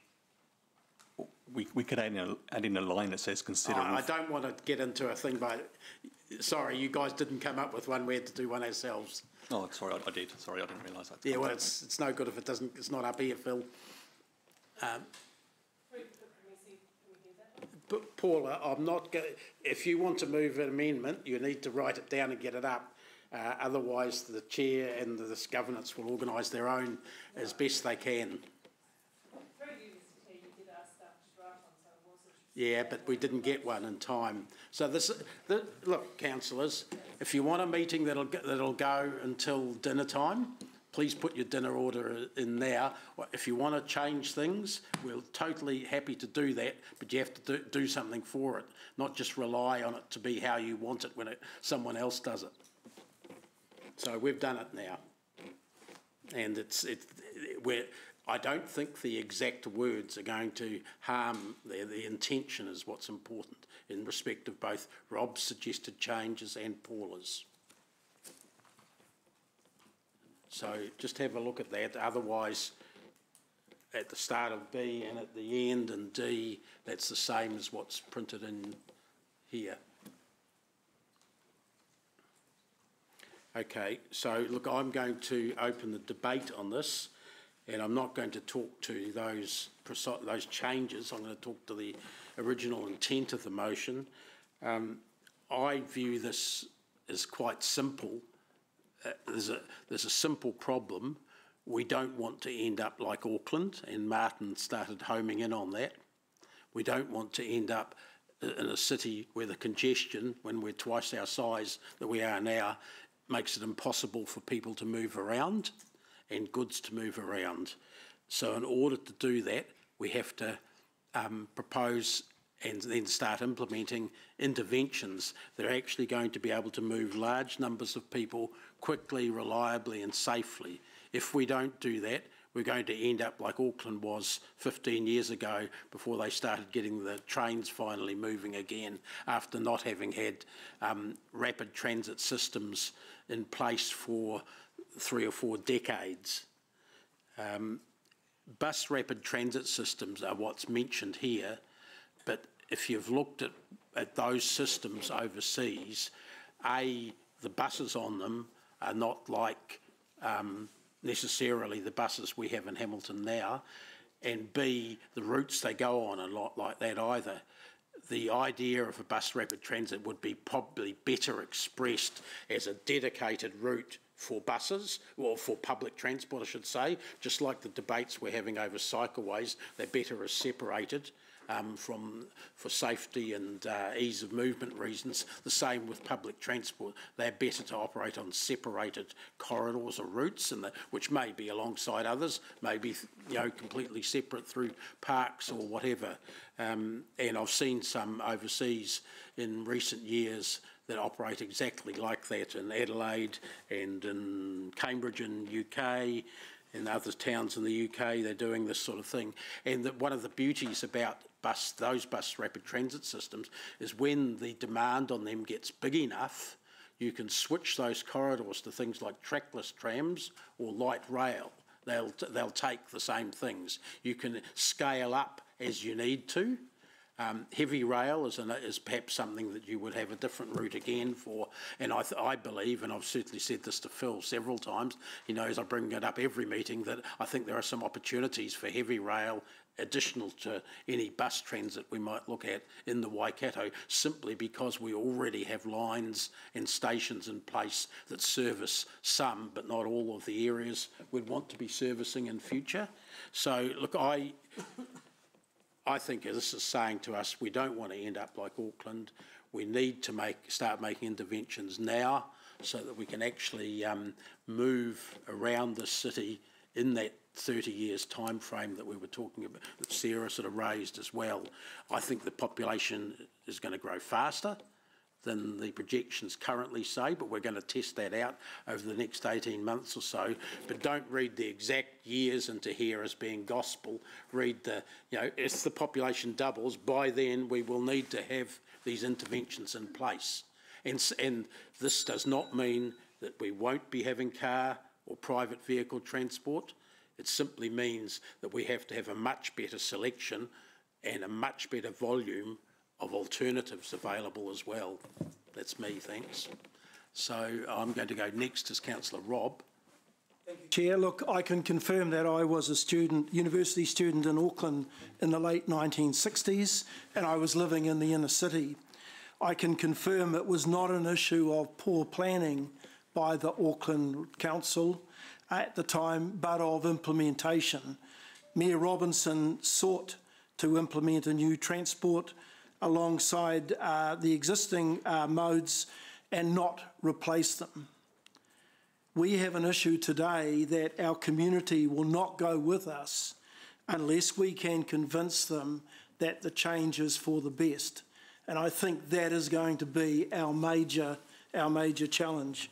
I'd like to see the transport options considered in the business case to include a fully maintained and improved road transport network where it's needed. The 140,000 daily traffic movements in and out of Hamilton will continue to grow as suburban towns continue with their residential developments. This signals at least park and rides. They can be easily and relatively cheaply developed. They will not only relieve congestion in the city, but they'll also remove the emissions, the problem that we were talking about in the briefing yesterday and today. Even in 30 years' time, there will still be a need for 45-tonne B trains to transport goods. Despite technological changes, cargo bikes will simply not be enough. Our rail structure is simply not good enough under its present ownership and structure, and it never ever will be. And I can remember back in the days of rail and how there were limits to how far you could road transport goods in order to protect a very inefficient and failing rail system. Maybe the missing partner here in this business case is a direct line to central government rather than reliance on Waka Kotahi solely, and without criticism of them, but their past history has been largely funded on a petrol tax. And that is really the area that we're trying to move away from. So I would hope that the business case does develop some direct lines with ministers and with governments, and governments will change, so that we are following the outcomes that will get what we want to achieve in terms of changes. Thank you.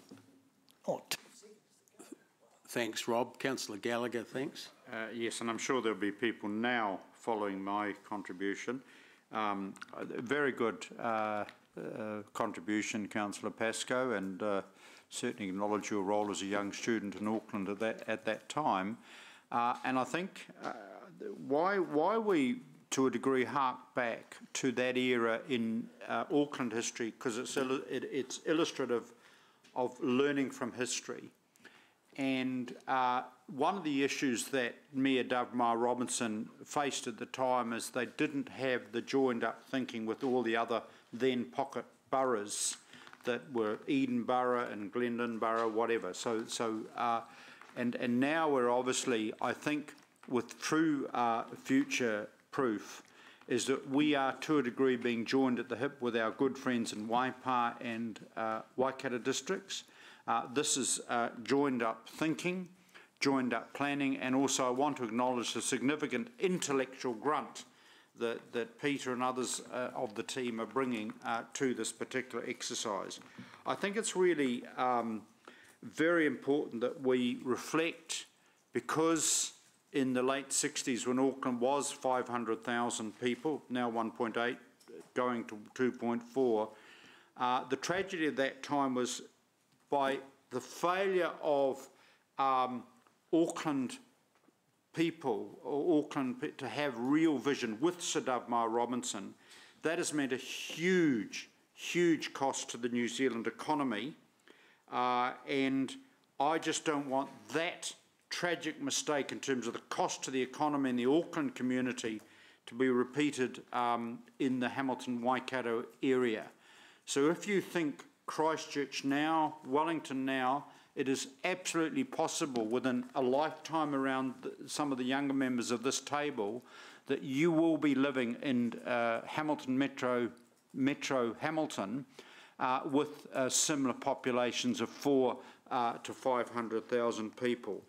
And obviously, if you don't do the right planning and the right input now and have the right vision, and I acknowledge Councillor Pascoe around mode choice and flexibility, I get that, you will seriously compromise our local economy, making Greater Hamilton, Metro Hamilton, a less attractive place to live, to work, and invest in. And if you want to go overseas, I often look at the analogies of a number of, sorry to do a travelogue, of some of even the German cities, Northern European cities, Leipzig, Dresden, 500,000 approximately. They have mode choice. They have an incredibly integrated transport system. The car's still there, absolutely, but they have all these other choices like cycling, good bus services, rail services, etc. And those economies and those societies and those towns absolutely work. So I'm enthusiastically supporting this, this motion, Mr Chair, in terms of the vision it has for the next 30, 40 years. Thanks. Deputy Mayor Jeff, thanks. Thank you, Mr Chair. Look, let me preface this by saying I agree a transport shift is needed. I agree emissions need to be cut significantly. I'm a climate change believer. Nor is this about wanting to not plan for public transport. Obviously, Sir Dovemire Robertson, I knew that was coming. We do need public transport. It's about the mode of public transport we're suggesting, and what I see is a massive lack of imagination in the way we're presenting this. It's about the presentation of this business case. Let me urge you to change the terminology, otherwise, certainly before you get it in front of the public. Otherwise, you're going to bore people to death. You can be smug today, and I sense some smugness, but don't be smug because this isn't going to work, because it's boring, it's dull. Let me quote the first line of our media release. Rapid bus lanes and cycling networks could be the future of transport in Hamilton. Wow. Hamilton, city of the future. If you want residents to get behind finding different ways of travelling around the city, you have to inspire them. You have to excite them. This is earnest and dreary and lacking any real imagination whatsoever.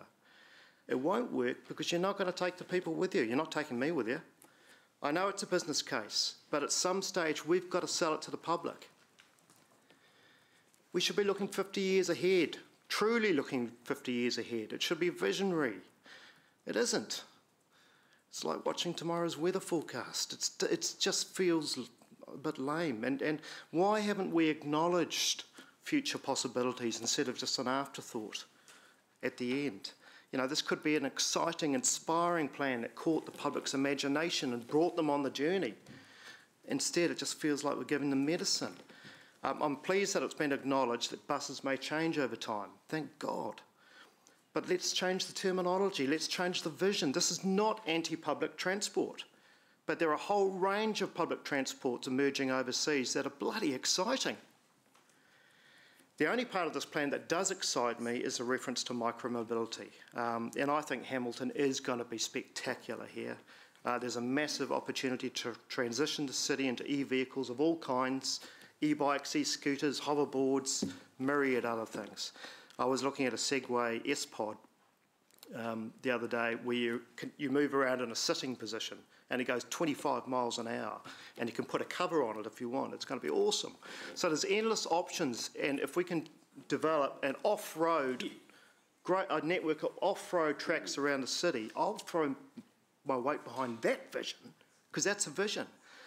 But otherwise, I'm sorry, I just feel uninspired by this. And where the rubber hits the road is when we have to sell projects to the public.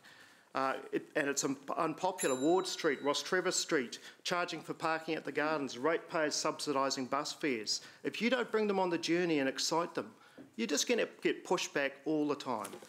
So, look, I just think Hamilton can do better than this. I'm ambitious for the city, and I think Hamilton should show some imagination.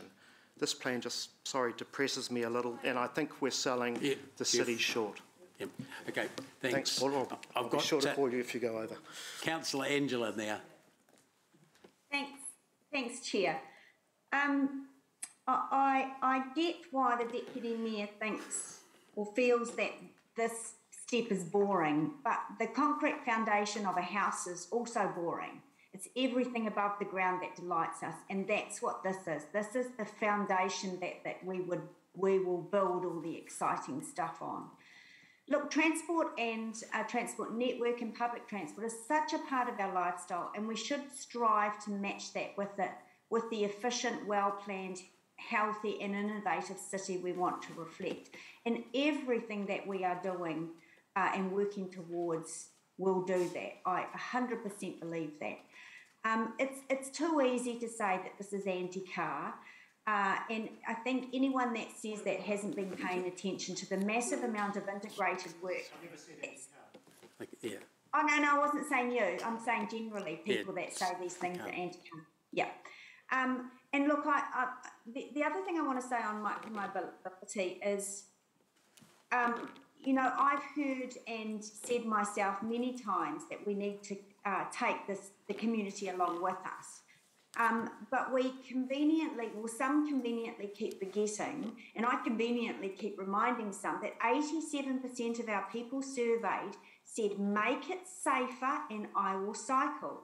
And those figures were backed up by the national NZTA survey, where Hamilton came out as the highest willingness of residents to shift mode, particularly onto cycleways. So we have to build it. We have to follow what our people want. Look, this direction sets the scene for the future and vision for a truly metropolitan city, as the Chair has already said, that will operate with the smart, innovative and efficient technology and transportation that we all want. We're actually all on the same bus. It's just that some of us, I think, are paying attention to where the driver is actually going, and some are possibly not. One of the other things that we've talked about over and over again around our table is that we want all parties to work together. That's what this does. That's what Access Hamilton does. It aligns beautifully with that. It aligns with our new parking policy.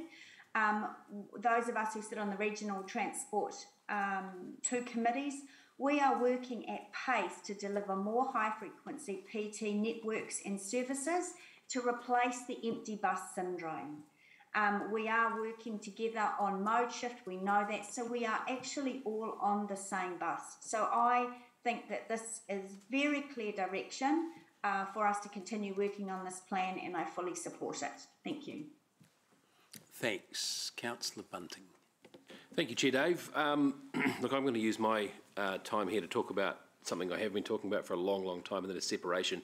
I was a little bit alarmed or a little bit concerned when I read this report about the lack of addressing of separation of different modes of transport. And I was greatly encouraged when I heard the Chair talking about it strongly. So I feel a lot more comfortable and at ease.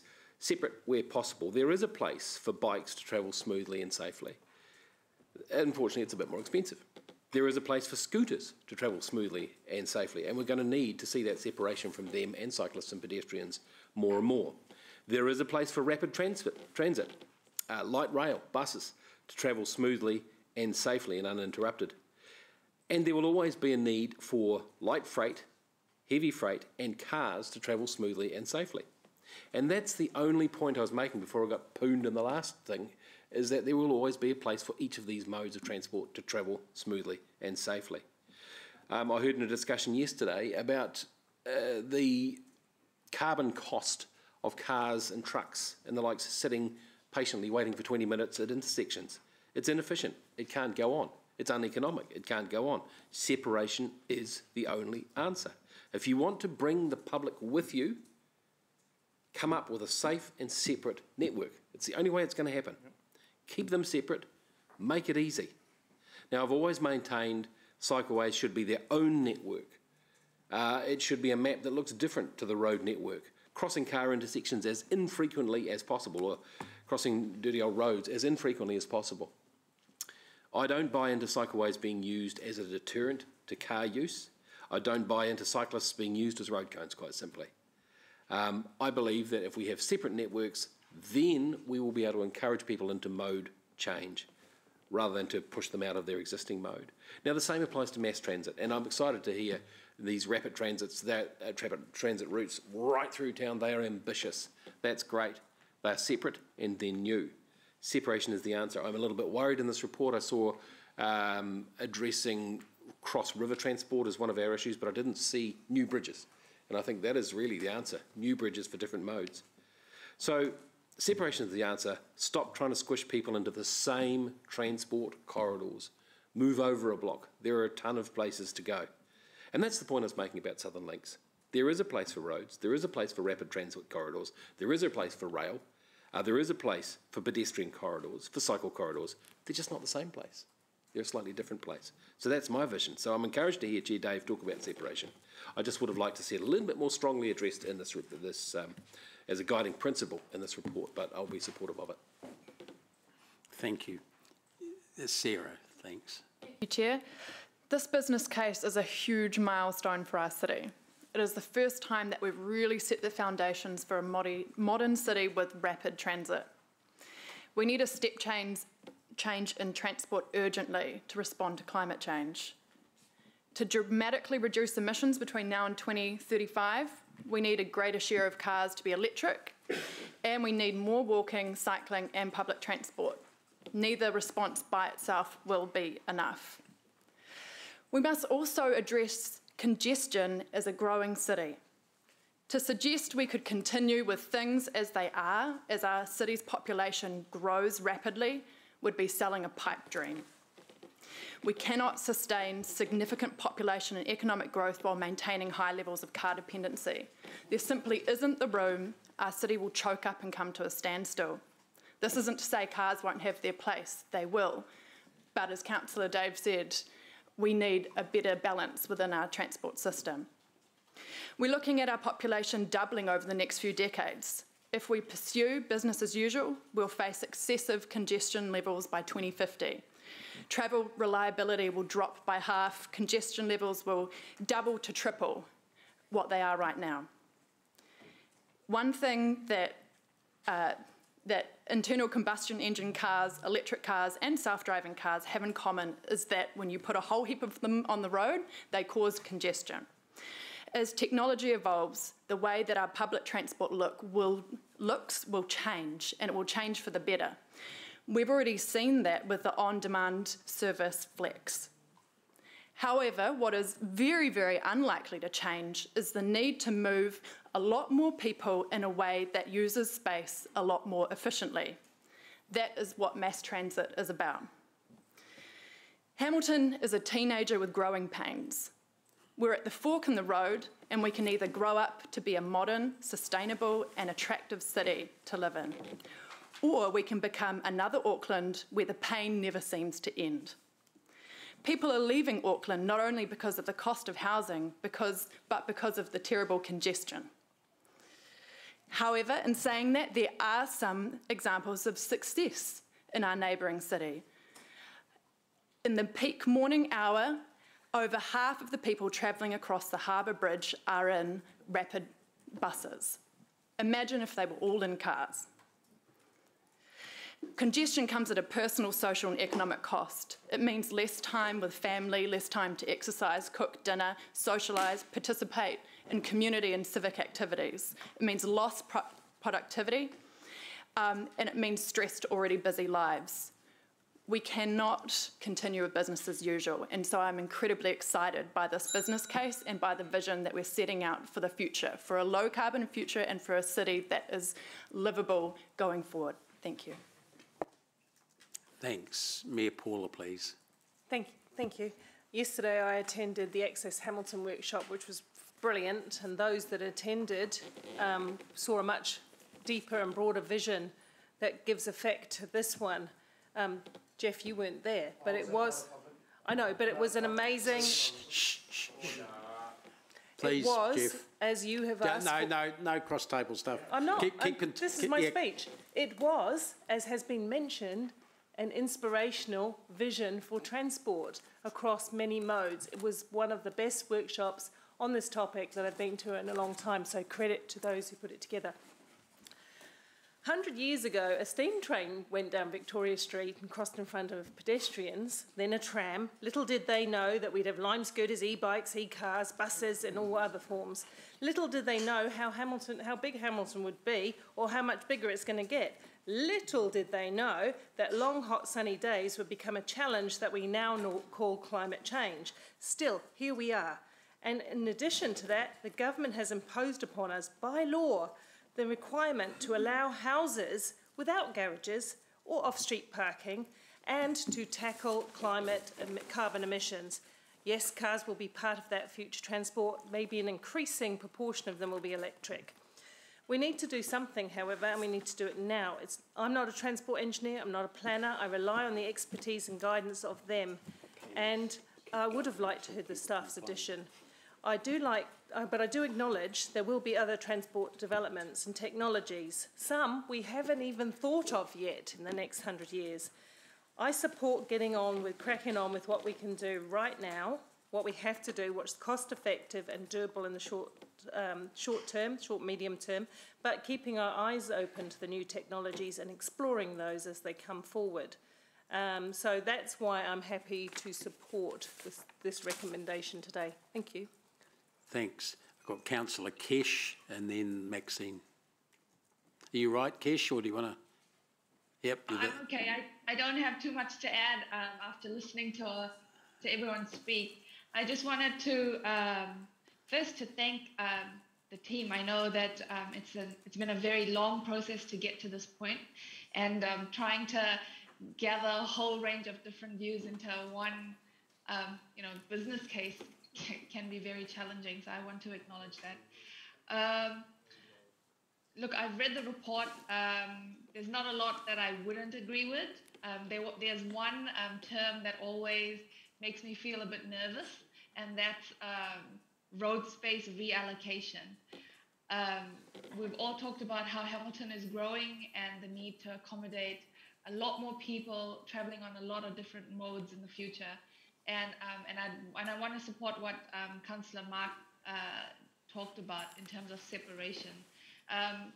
Look, for me and for many others and many other young families, the only way we'd ever change or want to consider changing to a different mode is if it's safe.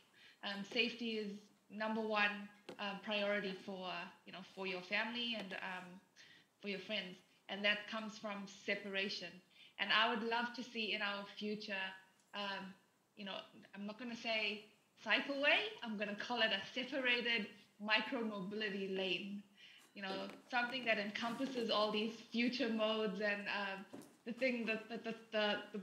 technology that Deputy Mayor talked about as well, but having that separated from your private vehicles. I don't support making roads and transport difficult in order to deter road users. I think that it all comes down to offering everyone choice. I'm going to leave it there, and again, thank you, team, for all your hard work on this. Thank you, Chair. Thanks, Kesh.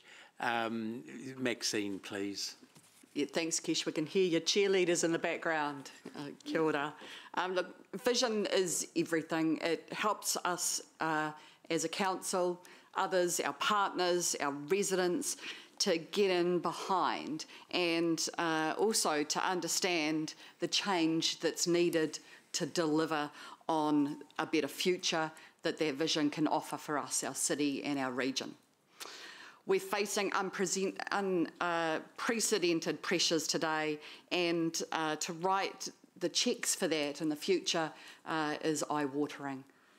We've need to be prepared for the outcomes that are known and the challenges that we already understand.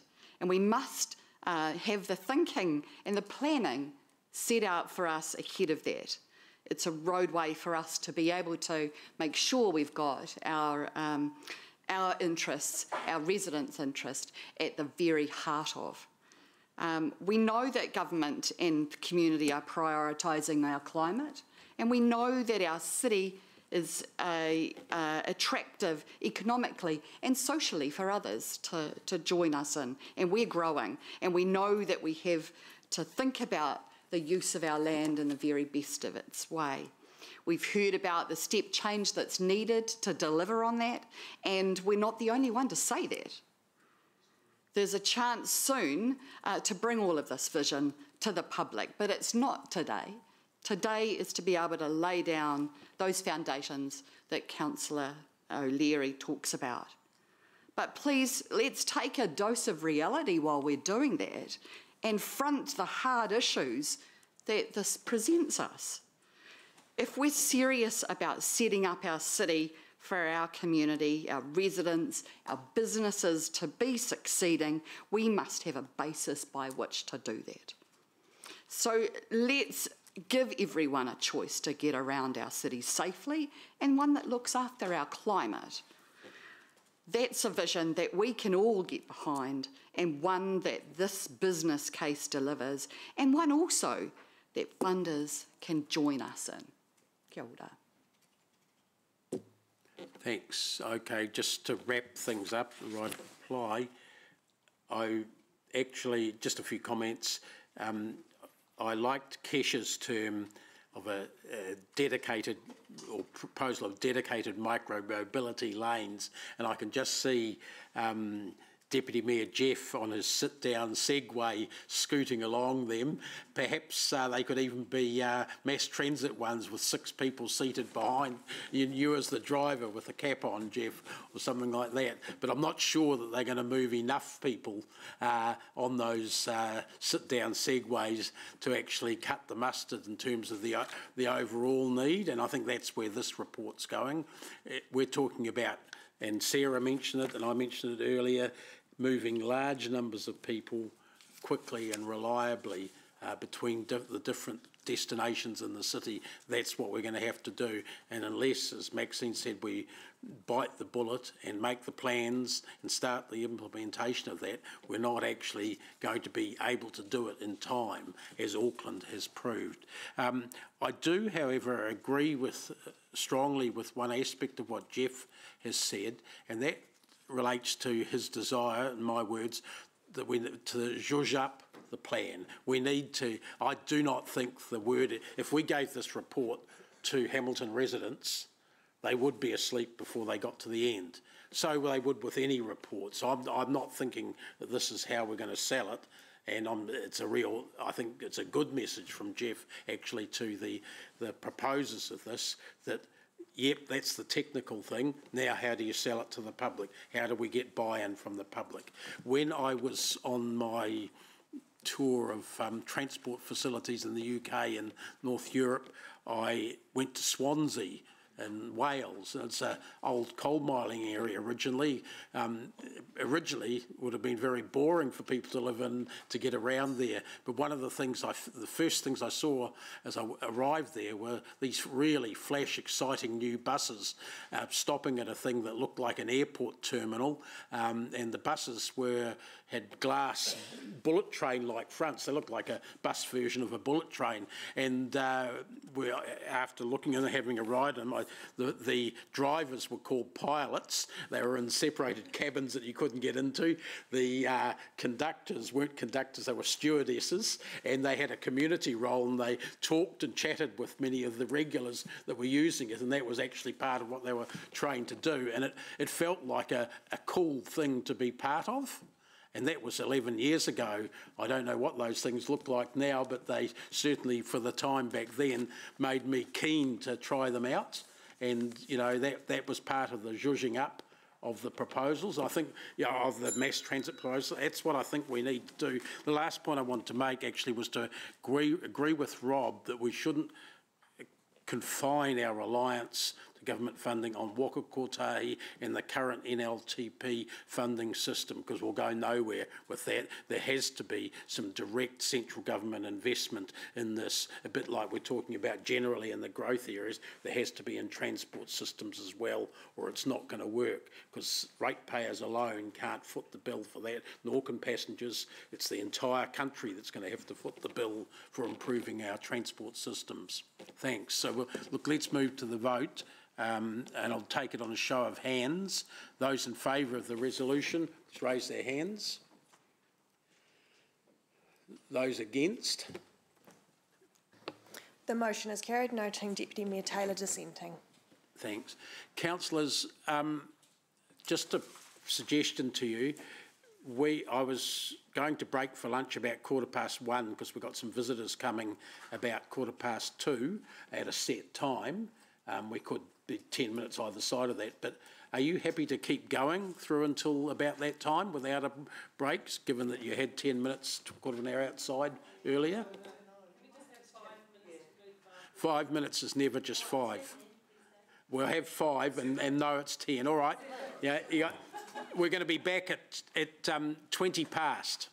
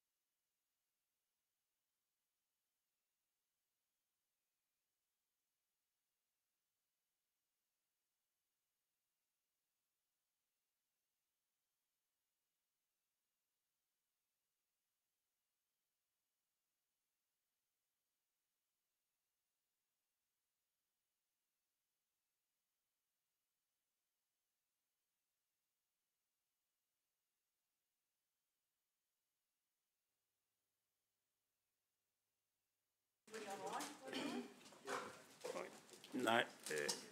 We need one more councillor. Can you find one out there?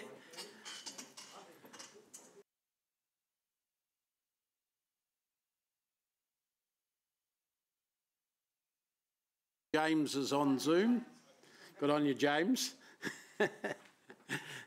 Okay, and there's Bunty. All right, councillors, we'll resume the meeting. Item 8, the Hamilton Waikato Metro Wastewater Detailed Business Case. Phew, trying to say that all in one sentence. Jackie and Peter are going to present that. Thank you. I'm not going to speak at all in introduction other than to simply acknowledge the very significant work that Jackie has led here, not just for Hamilton but on behalf of the partners. This is a substantial body of work that's been technically tricky, that has involved corralling a large number of consultants to deliver and I suppose ensuring that we come to a common view between the partner local authorities, because that is essential to taking the next steps forward. So with that acknowledgement, I'll just pass to Jackie. Kia ora, Peter. Tēnā tātou katoa. This report provides an update on key work streams associated with the Metro Wastewater Detail business case, as you know. I will try my best not to put you to sleep, but I can't guarantee that I'll be successful. For the Southern Wastewater Detail business case, we are seeking approval of the document and approval of the Memorandum of Understanding as noted in recommendations to B, C and D.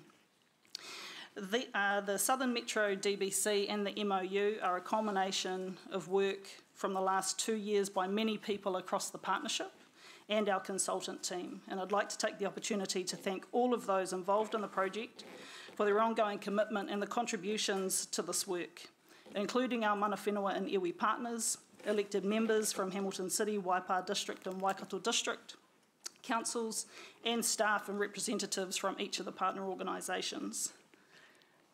I'm not proposing to take the report as read today because it is they are significant pieces of work, so I would like to take the time just to step through key points in the report. And then Peter and I can take questions from there. So this is the 9th report to this committee, and as noted at the March committee meeting and previously, the key elements and principles that form the basis of the detailed business case document and the MOU have been approved and endorsed by the project governance group throughout the project, and have also been reported through this committee through those previous reports.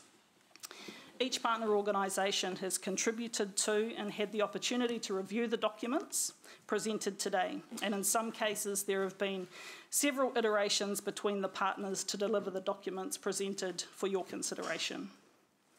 On the 29th of April this year, the draft detailed business case, MOU and summary documents were presented to and endorsed by the project governance group, subject to minor changes which have been captured in the documents in front of you. Mayor Paula is the Hamilton City Council representative on that group, and the Chair, Councillor McPherson, is the alternate. Approval is now being sought from each of the partner organisations of the detailed business case in the MOU. As noted in the report, the project governance group requested some supplementary assessments to evaluate the impact of accelerated development of the Southern Sub-Regional Wastewater Treatment Plant, which will be completed in parallel with the Northern Metro Detailed Business Case. So just dropping into the detailed business case itself, it has been developed to meet the requirements of the New Zealand Treasury Better Business Case model and to achieve best for river outcomes. A partnership approach has been taken to develop the document, and it recommends long-term wastewater solutions for the Southern Metro area to give effect to the project vision and objectives. The detailed business case is a substantive piece of work, and so in addition to the document itself, which made up several hundred pages of your agenda today, we did prepare and attached a summary document which draws out the key aspects of the detailed business case. I think it's always important to remind ourselves and reiterate what the vision for this project is. And it is the vision as per Te Ture Whaimana, the vision and strategy for the Waikato River. Tōku awa koiora me ona pikonga, he kura tangitia o te matāmuri. The river of life, each curve more beautiful than the last.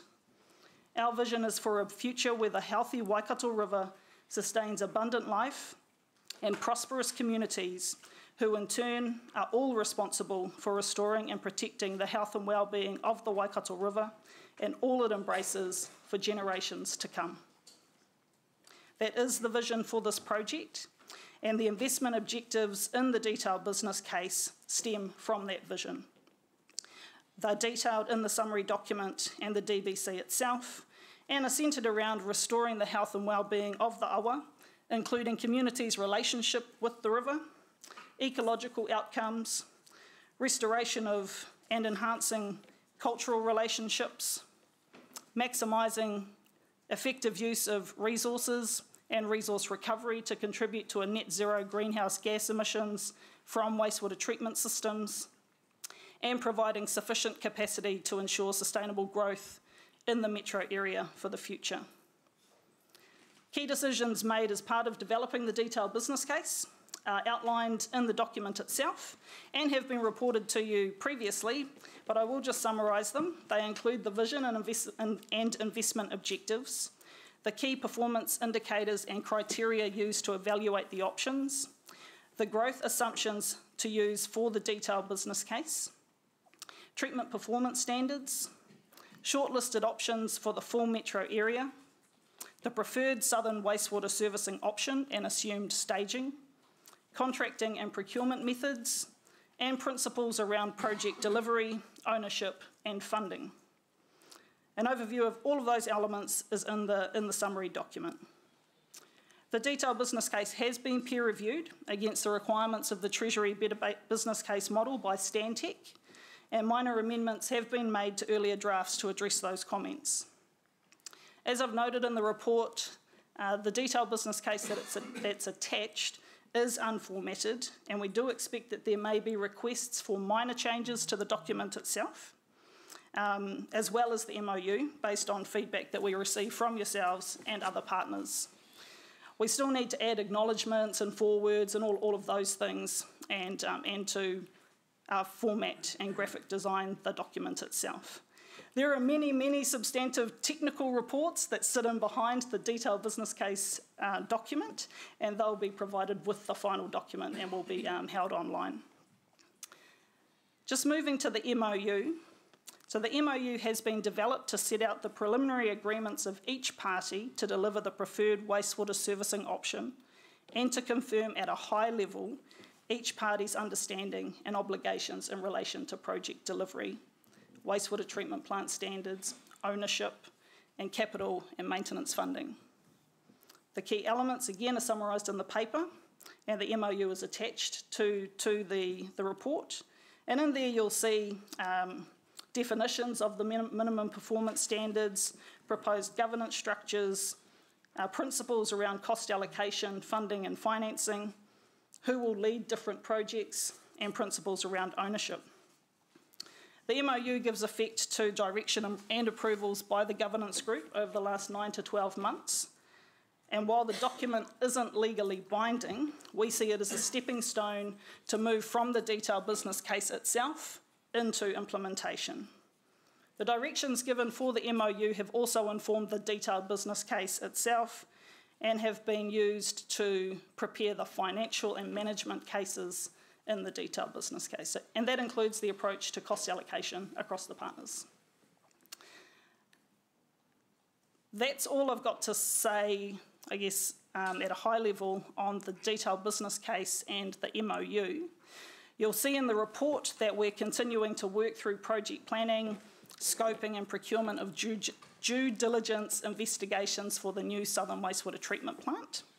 And we're doing that in parallel with preparing a draft multi-party funding agreement to start the process of negotiation with our partners around funding of the relevant projects, in particular the Southern Sub-Regional Wastewater Treatment Plant.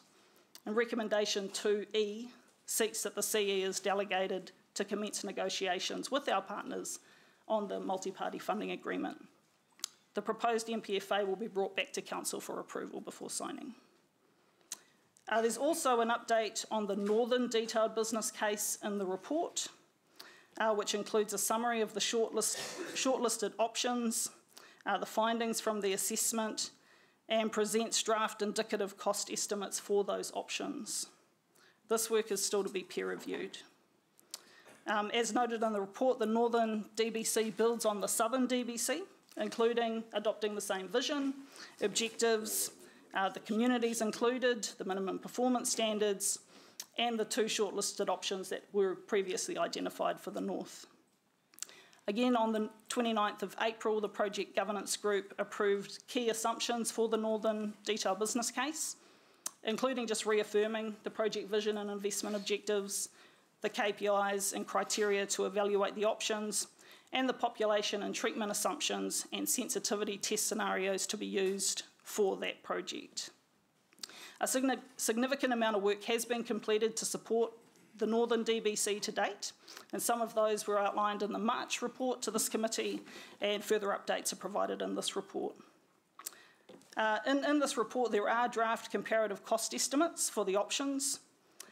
Again, they haven't been peer reviewed yet, but you'll see that they're significant and start to quantify the treatment costs associated with meeting higher levels of performance required to restore and protect the Waikato River, including reducing contaminant loads in our discharges and to service growth. The costs in the tables are P50, and the expected range on those estimates is also noted in the report. The draft P95 costs are also noted in the report. The Puketi wastewater treatment plant cost estimates include three key elements. The first is cost associated with lifting the level of treatment, so I guess a level of service cost, the cost to service growth, and there's also some renewal elements included in those costs because some of the existing assets will reach end of life throughout the period that we're looking at for the detailed business case. You might notice that the costs for Puketi to 2061 are the same across the options. The difference between the options is really the timing of that investment. With option A, for example, the investment is needed earlier. The team are doing more work on staging as part of refining the preferred option. And just to note that the costs for Puketi wastewater treatment plant do not include the upgrades needed in the Hamilton conveyance network. So this is just the treatment plant. From the work completed today, option A, which involves bringing all of the northern communities, Taupiri, Ngarua Wahia, Hopu Hopu, Horotiu to Puketi, is emerging as the preferred option. It is being considered further. And if it is recommended as the preferred option, which it will be to the project governance group, we really need to look at staged transition from the current state to that end goal, which will take time. These elements are being considered and will be presented to the project governance group at our next meeting at the end of this month. We're working hard to get the preferred solution and draft DBC and MOU for the north completed before the end of your triennium. And so we look forward to bringing those documents to you in the coming months alongside the MPFA. That's just an overview of the report. I know there's a lot of content in there, but happy to take any questions. Okay, councillors, who's game to ask the first question? We'll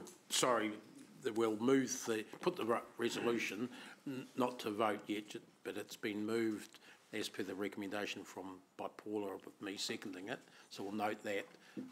Rob's first up. Seems like I'm the first again, so I apologise if I do dominate the questions because I've got quite a number. So if you think that you would like to give me a break from asking questions and give me a chance to come back afterwards, I'm happy for that, Chair. Just some red flags here, Jackie, and look, I appreciate this is complex and your work and your expertise is beyond any question from me. But I do have some red flags here that we started off, particularly with the southern wastewater plant, looking at an investment of about 40%. And I think we've funded that percentage and that proportion in our long-term plan. And at the last meeting, you'd sort of suggested it had gone up to about 80%. And then I read in the report that neither of our two neighbouring councils have anything in their long-term plans to meet their level of funding. And I read elsewhere that we're the lead in this whole process. And it just worries me that as lead, have we got some potentially unexpected financial liability and reputational liability, given, you know, we're at the bar buying a round of drinks, but our two neighbours have come to enjoy the drink, but haven't brought their credit cards with them. If I may venture an answer, and then Jackie might comment on the dollars. Yes, there is a risk, and equally there is a risk that if Hamilton is not the lead, that nothing happens, and therefore the conclusion that Jackie and I came to is that actually it's really important that Hamilton is the lead and uses that as and the funding that you have provided in your long-term plan for the Southern Wastewater Plant as the leverage to ensure that the others do come to the party and bring their credit card. But we're under no illusions that the MOU that's presented in front of you has a range of principles and a range of agree-to-agree statements that will require further negotiation as to exactly who will pay for what when.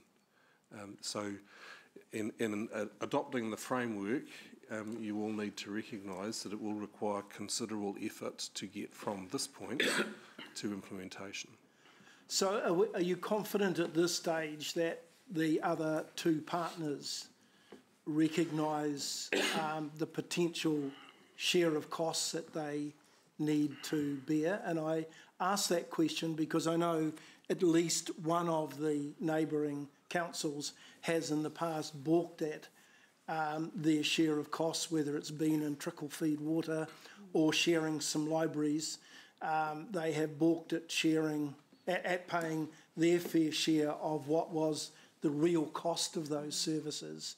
And we have quite limply accepted that we would take a marginal amount of revenue rather than the real share of cost. So sorry, coming back to my question is, do they realise that that will be our stance, and can we quantify that to the extent that they will accept? And I'm thinking here the Puketi plant, for example, is ours. They'll be sharing in the use of it. I wouldn't want them to pay a marginal cost for the use of a plant that we currently own and fund and have expanded over the years. Those are really the discussions that need to be had through the multi-party funding agreement. As Peter said, the MOU sets out some principles around how you might have that conversation. But if we're taking, like just to go to the south really quickly, if we were to take a really simplistic view of allocation based on the proportion of flow or population served by that plant over the next 40 years, then the majority of the benefit sits with like the current Hamilton City boundary, and that's really where that higher share comes in. Yeah, I'm not questioning that. I'm really asking the realisation that they will pay their fair share of on a market-driven cost basis rather than the marginal basis that they've tended to accept, or we've tended to have accepted in the past in other shared areas. Yeah, I was going to say that in the south, if we just took that really simplistic approach based on percentage of population, Waikato District Council's contribution would be, less than 1%. But there are benefits to Waikato District Council from Puketi if Hamilton have a second plant, which need to be factored into the equation as well. Yeah, okay. So those are the discussions that need to be had. In terms of each of the partners' willingness to accept that they need to contribute, I guess all we can go off is the approval from the project governance group and the briefings that we've had with each of those organisations before getting to the governance group. The same material is going to Waikato District Council and Waipa District Council in their next meeting round. Their staff will be recommending that they're approved. There's a few details to be worked through with Waikato District. I personally don't think it's a barrier to signing the MOU, but there's details that will need to be worked through around the multi-party funding agreement, just around they've got a view that they can't borrow money to fund something that they don't own. So there's some of those details that we need to work through. Okay. So I've got a question that might deal with that a little later. Can I just add to that? So, sorry, Jackie. It's also a topic that we cover every time we meet with those councils individually. So I note tomorrow we're meeting with Waikato District, and included on the agenda is both the transport business case we just talked about and the Metro wastewater business case. And likewise, at our meeting with Waipa, it will be a topic of conversation. And at those meetings that Mayor Paula and Councillor Dave attend, along with the Deputy Mayor, we hear positive acceptance that they need to be at the table and need to be at the table with funding. The challenge that they articulate to us is that their existing LTP and the timeframe of that was not able to reflect that, but that they are certainly, and this is the assumption that Waters remains within the Council's remit, that they wish to look at that in terms of their next LTP. So in terms of them going home to get their credit cards to come back and shout the next round, they are suggesting at the moment that they've got no funding available until their next LTP, or will they update their annual plan to provide the appropriate funding that's needed as we move through the various steps to implementation? Peter might want to add to this, but the conversations that we've had around contributions to land purchase and consenting for the southern plant, the indication that we've had is the value for them is not a significant change to the annual plan. Whether that's true or not, I guess, is yet to be determined, but that's the indication that we've had from them. I guess in the south also there's, as we all know, the airport who are looking at expansion and plan changes, and I know that Waipa are looking towards development contributions from the airport company to contribute to their costs to this to the southern sub-regional plant as well. Okay. If I might just add, I mean, in recognition that there are multiple connected issues, I think Waipa's approach to thinking about funding is also coloured by their thinking about the likely timing or occurrence of development in SL1, which looks you back to the conversation you had earlier this morning about is that in Hamilton or Waipa and what timing might be associated with any development. So their view of what they might be on the hook for varies depending on whether they think that is part of them or you. Yeah, okay. If I'm looking at the MOU, which to me is probably one of the more complex MOUs that I've seen on my time in council. Most of them are kind of like reasonably lame documents. This, I suspect, could have become a proper formal contract or rather than an MOU because it's quite prescriptive. I just wonder whether, in the context of developing this, whether you, the other parties, the PGG and the lawyers didn't consider a limited liability company to run the operations, which would then set the ownership structure up in a way that would reflect the contributions that are made at a capital point, as well as what the contributions might be on an ongoing basis, which reflects who's actually using the plant. So, Councillor Pesco, the commercial case considered a wide range of different institutional forms for delivering this, and having gone through a complicated evaluation of a whole lot of different ways, we came to the conclusion that actually the easiest and most straightforward thing to do was to have a lead council to lead the development and the procurement and the delivery of things for each of the plants. So yes, that assessment was considered. We rejected those sorts of things, and in the context of waters reform, you know, if the Three Waters reform proceed as the government has currently proposed, this MOU will be overtaken by that, and it will all end up with an Entity B responsibility. So might a company though too, if we had a company sitting in there. For me, that just leaves well, we can avoid a whole lot of complexity in trying to set up a company and having debates about shareholding and equity and all of those sorts of things by adopting the framework that's in the MOU. Okay. We've got a governance structure, and I presume that this will become the governance structure once it's up and running. The MOU will become the document of operation, will it, when the facility is complete and operational? What I would envisage is, in essence, a contract for service between the two adjoining local authorities and Hamilton as the lead provider, which means that we'd move from the framework in the MOU to an actual binding contract that sets out in an ongoing way the basis of payment, and that's how it would operate in the absence of water reform. And have you thought about what the governance structure might look like then? We haven't got that far. No. Haven't got that far, okay. Rob, just might go to Sarah and then come back to you. Yeah, no, that's fine. Happy with that, Chair. Thank you, Chair. Oh, that's all right. At this stage, I only got one question. Firstly, thank you so much for all of your work on this.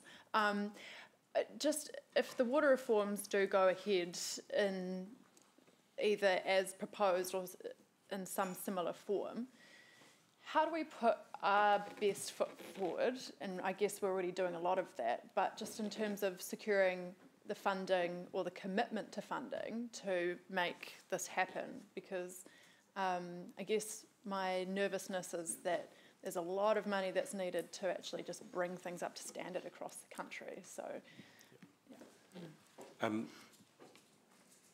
And before I answer the question, I should just note that I sit on the National Transition Unit Board for Three Waters Reform that's responsible for overseeing the implementation of the government's decisions. That's to one side. My sense is here, the more rapid the progress that you can make here, the easier it would be for Entity B to pick it up and implement it.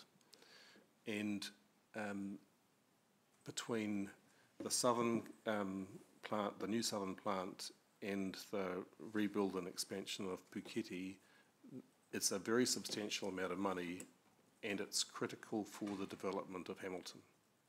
So to me that says the more advanced this can be, the more clarity you can bring to what is required, and the greater the clear alignment between the three local authorities, the easier it will be for Entity B to simply pick it up and say, yes, that's automatically part of our planning. And in that context, under the current timetable, the new waters entities are intended to be engaging with the public on their intended initial investment plan at the end of next year, beginning of 2024, so that there's a parallel process between your long-term plan and their first vision of investments, which again just underscores the importance of being, moving as quickly as is prudent to get things underway here and be very, very clear about what is required, the level of investment that goes with it, and the commitments. Okay, thank you. That was a really helpful answer. In terms of what we're doing already, do you see that as being kind of the right level of speed at which, is there more that we should be doing to position ourselves well, or, I would encourage a rapid transition into implementation and to advance the purchase of land for two reasons. One is, unless we can do that, we run the very real risk that the airport will invest in multiple separate standalone plants, which will be an unhelpful outcome in terms of what is best for River and in terms of what the community needs to pay for. And the second answer is, second reason is, if we have purchased the land and are progressing down the whole consenting approach to what is necessary, it becomes progressively more difficult for entity B to then walk away or say no.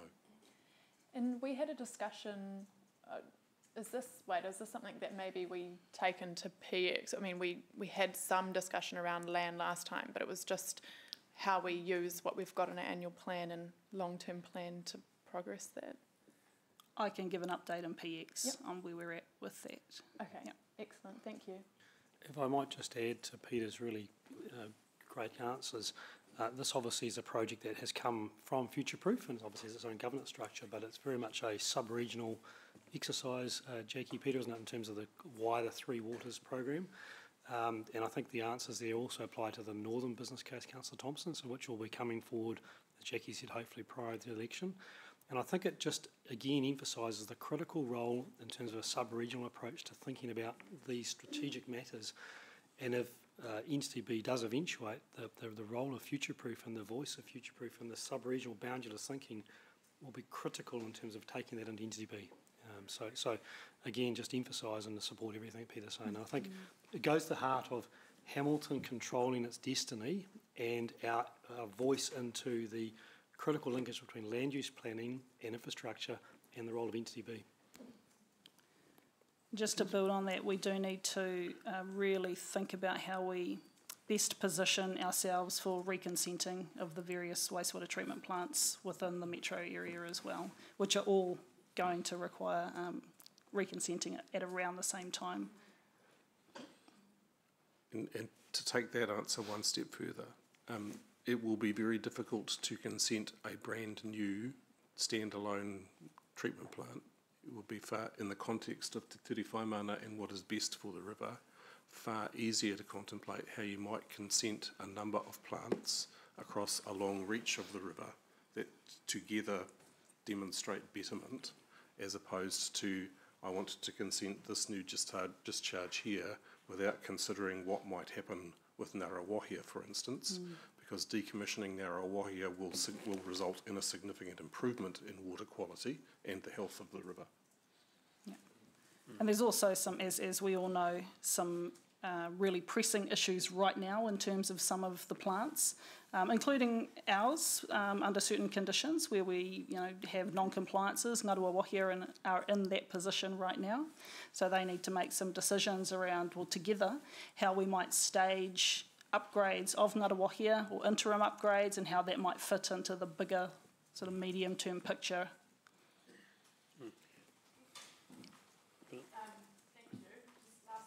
In terms of that consenting then, what does that mean for us right now? Because we've talked about the importance of pursuing the land designation purchase.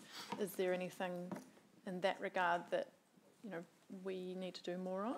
Yep, so as part of setting up the project for the Southern Wastewater Treatment Plant, we're having a long think about how we set up the structure of the project in terms of governance, giving effect to co-management, how all that will be structured, because it is a wastewater treatment plant. It's not like it's a new swimming pool, which might be something everyone's really pleased about. So we know it's going to be challenging. And we've got the Waipa District Council who are about to lodge their long-term discharge consent for Cambridge, which we need to try and put some anchors into that application that recognise the broader activities within the metro area. For Pukete, we do need to think about how we ensure that the way we set up the project is enduring, given the state of uncertainty that we're in, and how we might scope the project up so we're doing all of the work that's absolutely necessary, irrespective of what might happen with reforms. We've got 5 years for Pukete. Okay, thank you. Thanks. Back to you, Rob. Thanks. Yeah, thanks, Chair. And thanks, Sarah, for your questions. They've covered off some of mine. I notice in the governance structure we've got 6 members, 2 representing each of the 3 councils, presumably all with equal votes. And 6 iwi. Why do we need 6 iwi alongside 6 funders? So the intention of the governance structure that's set out in the MOU is to really have oversight of the overall program, not to be down at the project decision-making level. Yep. So there'll be another structure for the project. Yep. It's really to ensure or hold everyone to account, so that, you know, we say we're going to do certain things, to, I guess, try and put some pressure on people to actually do them. The co-equal representation is, again, just continuing the approach that's been taken for the whole project, which is to represent co-governance at a Te Tiriti or Waitangi foundation. So will that extend beyond will that extend into the, I think Peter used the word service agreement, that might supersede this when the plant is up and running? Or is that just intended, this governance structure just intended to be for the development of this joint project with... It's for oversight on all of the projects, so this particular governance structure.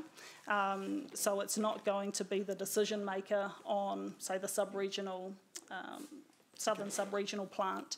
There will be another sort of structure that's set up to deliver that project. And that's what we're working on now, is how do you set that up so that, one, it's enduring, and two, it recognises that we're going to be going down a difficult road, and one that needs to include mana whenua as part of that journey, because there are consenting requirements, and I guess to give effect to co-governance as per the joint management agreements. Okay, so in terms of selecting those people or asking the Tainui and the various hapu, and also asking the councils to put forward some representatives on that group, is it appropriate, given the level of, you know, expertise and needed, even at that level, that you would ask those groups to actually submit names of people who have got, you know, water engineering / other professional expertise that might help the PGG in terms of their decision? My observation of the way that the project has worked to date is that the iwi representatives that have been part of the governance structure have added considerable value. Good. Okay. Not just in terms of any technical understanding of engineering or other things, but in terms of the primacy of Te Ture Whaimana, in terms of the insights into community values, and in terms of the recognition of the need for appropriate engagement and thinking about consenting other things. So I suppose what I've observed is appointees who were well equipped to add considerable value in that decision making without any particular request for expertise. Okay, thank you. And I note in that particular section of the MOU, they are being paid for their participation. What sort of is that a fee which is based on sort of market rates that you would pay directors of companies? And you know, can you give us an indicator as to what the provision might be in the business case for that payment? The terms of reference will be developed for the partnership group. It doesn't exist at the moment. We've got a draft. We provide a really, this might not be the right word, but minuscule attendance fee for the governance and control group representatives from mana whenua and iwi at the moment. It's based on the fee that's used for Future-Proof. I think it's something like $250 per meeting. Okay. Yeah. So that is the old Future-Proof figure. Yeah. Future-Proof recently moved to... They've moved into the future, have they? With moved pricing? to adopt the cabinet fees framework for paying for people that are involved in governance roles as the way to provide compensation for those that are involved in Ngā Karo Atua Te Waka and other working groups. Okay, so it is based on some preset... The conclusion that we came to in looking at Future-Proof was it was safer and more realistic in terms of the market and in terms of recognising public service to use the cabinet fees framework, which includes a substantial discount for public service as opposed to a full commercial rate for payment. So what is that roughly in terms of the 250? I think that framework arrived at around $500 for a full day meeting, and that includes preparation and travel time. We've gone a bit past the Waters group here. Oh, that's all right. It's in the agreement, Dave. So no, the rest of future-proof, I mean. Yep. Oh, okay. Councillor Rob, I just observe, having worked through sat through this project as I guess the executive representative, this has been an extremely cooperative, highly collaborative group, and all participants have brought great value to the table, and decisions, in my observation, have been made in a very timely manner, and I think a high level of consensus. So, I could only endorse that the structure that's been in place and what's been reflected going forward has worked extremely well. And I guess, Representative, the most recent decision, which was to adopt the business case, was unanimous from all members. So I think that was a strong signal of the deep commitment from all parties around the table. Okay. And one last question, Chair. Just looking at sections 7 and 10, which deal with ownership and costs, have you played out the various scenarios, given my initial concerns about, the ownership and the enthusiasm I detect from our two partners in terms of, the enthusiasm thus far,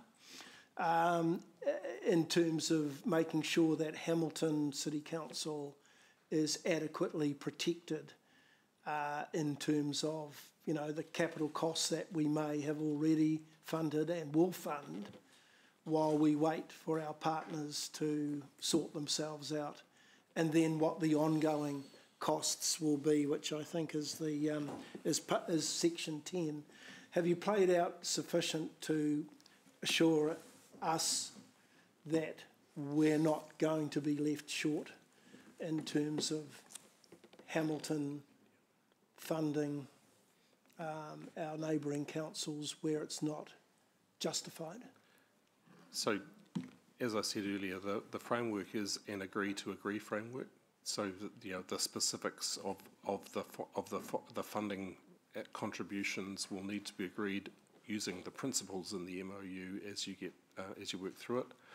And the second point, I suppose, is once a plant is built and operating and the local authority is connected, there is little opportunity to do anything other than pay what is necessary to support the asset and its operation. And the third point is, escaped me. That's not very clever, is it? But there's a,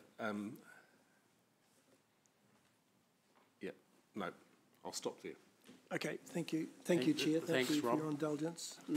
Thanks, Rob. You've asked questions for all of us. So now we can move to the vote. I can go to lunch. Yeah. Oh, sorry, James. Yeah, James has decided you haven't asked a question for him. James. Thank you, Mr. Chair. Kia ora kōrua. Hey, look, going through the report, you can tell there's lots been done, and you've been providing updates over the last few years. I guess I have a couple of questions. One of them is, I note that we're out to achieve or give effect to the vision and strategy. We have a best of river. Is there a requirement or objective around the expertise or the knowledge that's required to support the implementation of the vision and strategy?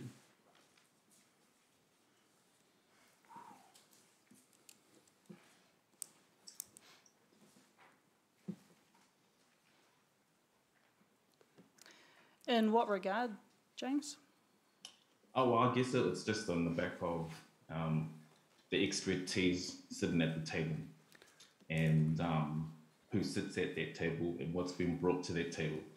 And I guess it was in reflection of vision and strategy. Is there a requirement or an objective within it that requires those expertise to inform the implementation or give an effect to the vision and strategy?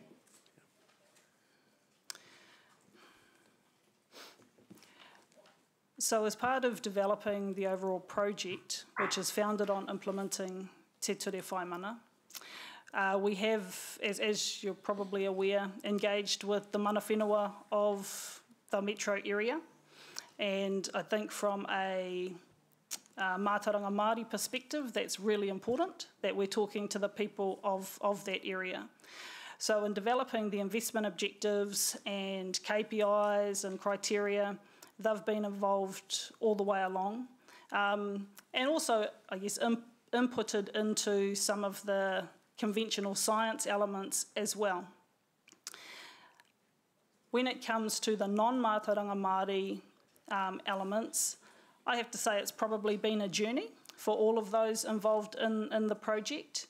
And we have drawn on expert practitioners in the space, including Tipene Wilson and Julian Williams, to just come in and check that we are heading in the right direction. The WRA have been involved or seen elements of the work that we've done here as well. As part of the project implementation stages, I think that's dropping it down to another level in terms of having to have a look at how the activities will give effect to Te Ture Whaimana at that project level. And through the consenting processes, we will be obviously looking for discharges or methods to reintroduce water back into the environment, and more detailed and considered assessments will also be required at that level as well, in order to make sure that that's done appropriately. Like I think you're suggesting, we need to have people who are skilled and experienced in knowing what that might look like, and also skilled and experienced in facilitating the input of mana whenua and the iwi, because there's knowledge bases that they will hold that no one else will. And so that's really part of our challenge in how we set up the project, not just for the Southern Wastewater Treatment Plant, but really looking at governance structures for Pukete as well, around consenting and making sure that the foundations are right, the people are right, the method of participation is appropriate, so that we are always, always working in a way that does give effect to Te Ture Whaimana. As part of the strategic case, we have gone through an exercise, which we see in many assessments, of going through each of the objectives and really stating how we're giving effect to the objectives in that way. We've also done the same with the relevant environmental or iwi environmental management plans. So that's been done at a strategic level for the detailed business case. But like I said, once we get into project delivery, there'll be a much higher level of scrutiny on the details. If I might just add one step further, the obligation to bring an understanding of Te Ture Whaimana to the table does not reside solely with our iwi partners. It is equally incumbent on the representatives of the local authorities and indeed all of the local authority staff that work in this. And it is imperative that they also understand Te Ture Whaimana and what it means and its significance in decision making. Awesome. Thank you for that. And I guess the second question is just around there's as you can appreciate, there's an emergent element of opening up whenua Māori or lands return. Is that captured within the business case, I guess, for both the south and north, thinking about, there's whenua Māori in Ngāroa Wahia, Hopu, I guess, returned, Tauwhare, and just outside of Te Awamutu. So I guess I'm just thinking about, the likelihood of housing going on those. So it's certainly come up as a pretty key consideration in the northern detailed business case. So looking at the options, whether to decommission the Ngarawahia plant and divert flows to Pukete, the potential to remove the exclusion zone on the boundary into Hopu has been a consideration, as has the potential implication on Māori land holdings in Ngāroa Wahia. So that's certainly been a matter that's been raised by mana whenua reps there and iwi, alongside the obvious, of proximity to key sites of significance in taonga particularly Taupiri. No, thank you for that. Thank you, Mr. Chair. Thanks. Okay, we're going to move to the debating the motion now. So we have... Would you consider doing items 2C and D separately? Sorry, B, C and D, did you say? No, C and D, which deals with the memorandum of understanding. What about the following ones? They don't, that I could see, they don't deal with the memorandum as such. Okay, I see what you're... Just vote on them separately. I'm happy for them to be... So A, B, E and F would be in one, according to what you're suggesting, and B, C and D in the other? C and D. No, it's only C and D. C and D, sorry, yeah, sorry. Sorry, yeah. A, B, E and F. Well, I think, Paula, do you accept that? We can both move and second them, but in two parts. So the first part would be, if you could maybe highlight them on them, because they're all mixed in, A, B, E and F. Yes, Rob, that process is accepted. So we're going to have a vote on, firstly on, we'll debate the whole thing and then we'll move to vote separately on the two parts. Paula, would you like to speak to that? Thanks. I speak very long on this actually, because this is a body of work that's been taken quite a long time, and a lot of expertise, staff and technical expertise, conversations with the other councils, and technical input from staff who are far more across how to deal with wastewater and growth in the city than I'll ever be. So I think they've done fantastic work. The only things I will mention is that this is very much needed. We're talking about growth north and south, and that's going to, in all reality, it's going to happen in both. It's going to be Peacocks, it's going to be Rotakauri, it's going to be Ruakura, it's going to be wherever, plus infill. So we're going to need more wastewater services, and we are looking, you know, we're spending some money on Pukete to extend the life of that, but that won't last forever. We've just got to be quite clear about this. This is needed. I pick up on Rob's questions around the other councils buying in, and I've made that comment myself, and I'll continue to make that comment. It was an issue that in the long-term plans of the other councils, they haven't signalled any future investment. But there again, that's a nuanced matter that we've got to continue to negotiate with. And I dare say that lots of things are going to happen in this space before we all sign an agreement. But absolutely, it is critical that we remain open to the fact that this is required, this will cost money, this will require the partnership of other people. Hamilton City Council should not fund the whole amount.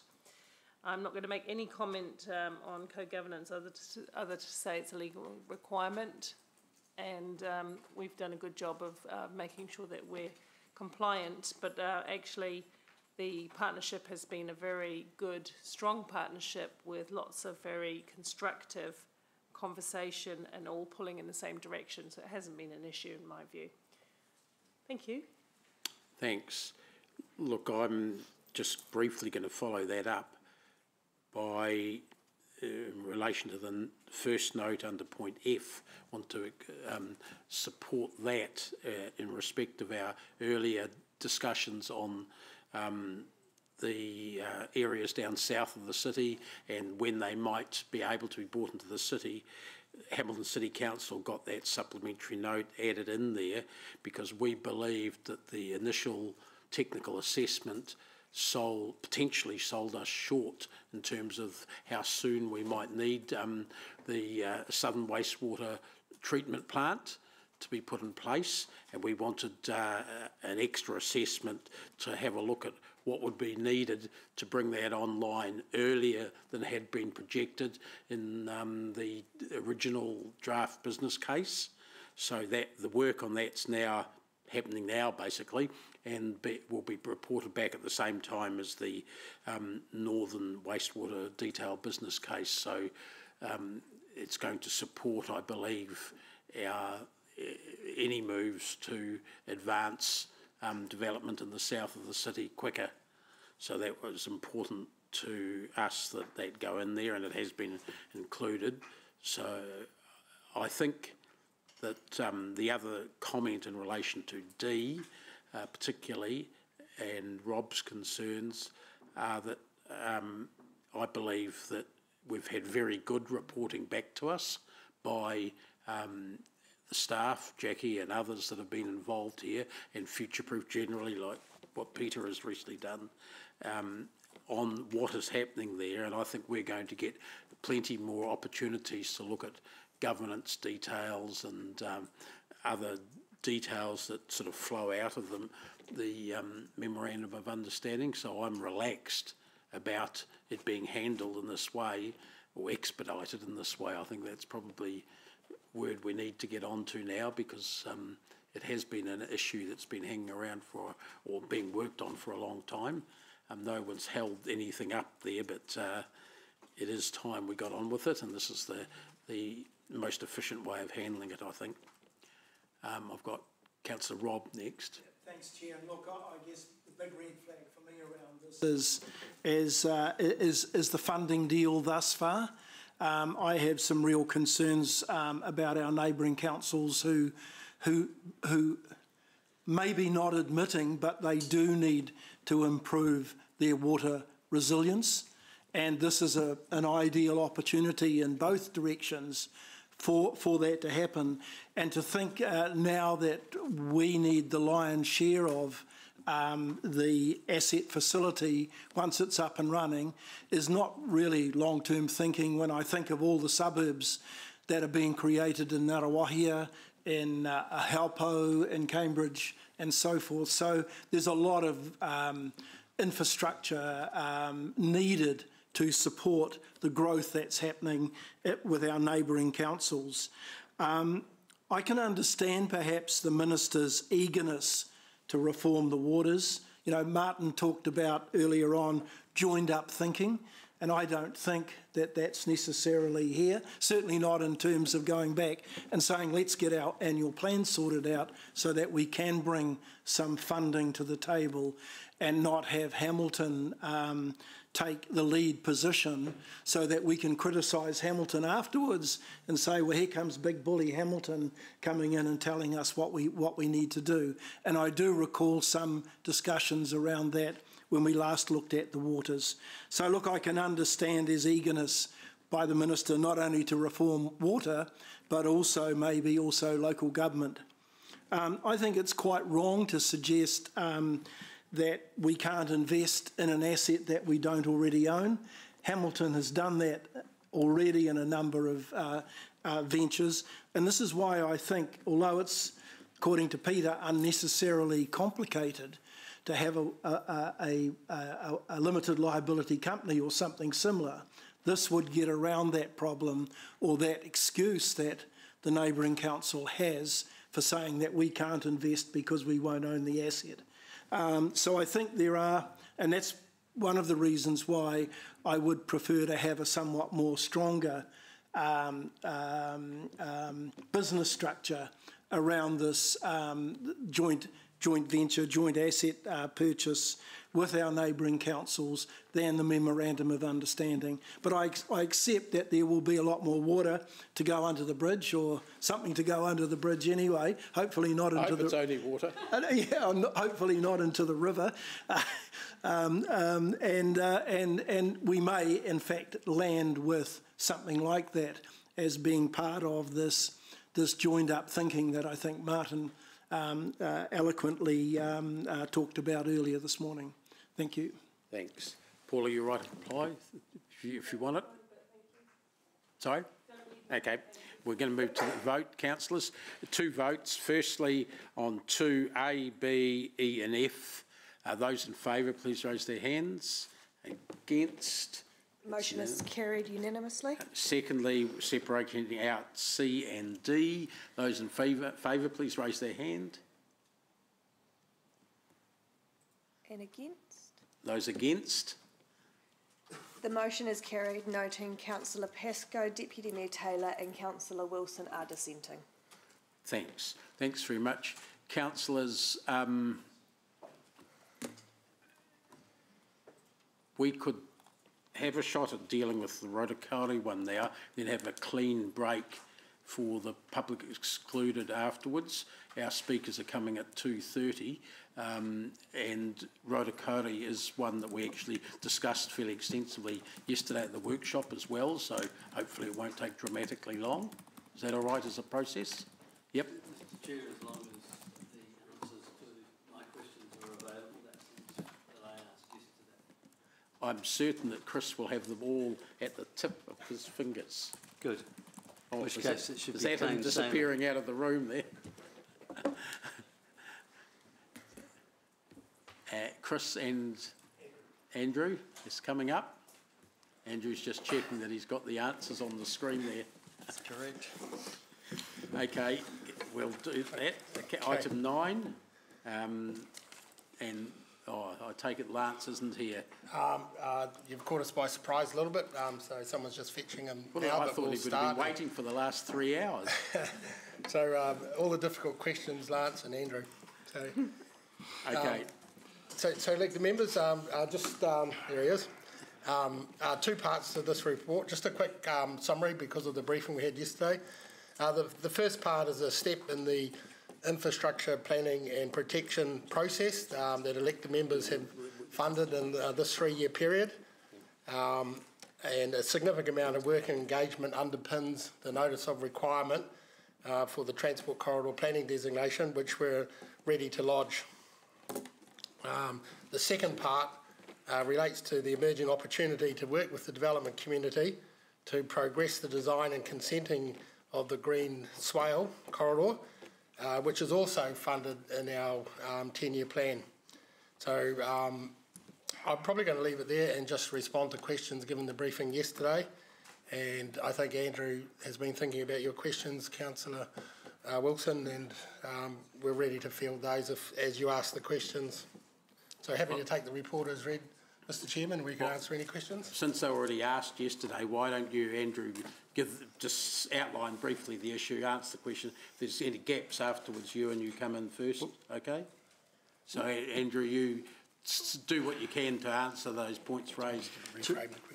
Should I state the question, or would Councillor Wilson wish to state the question? And I'll do. So We're trying to speed things up, tell me Andrew. if you can tell.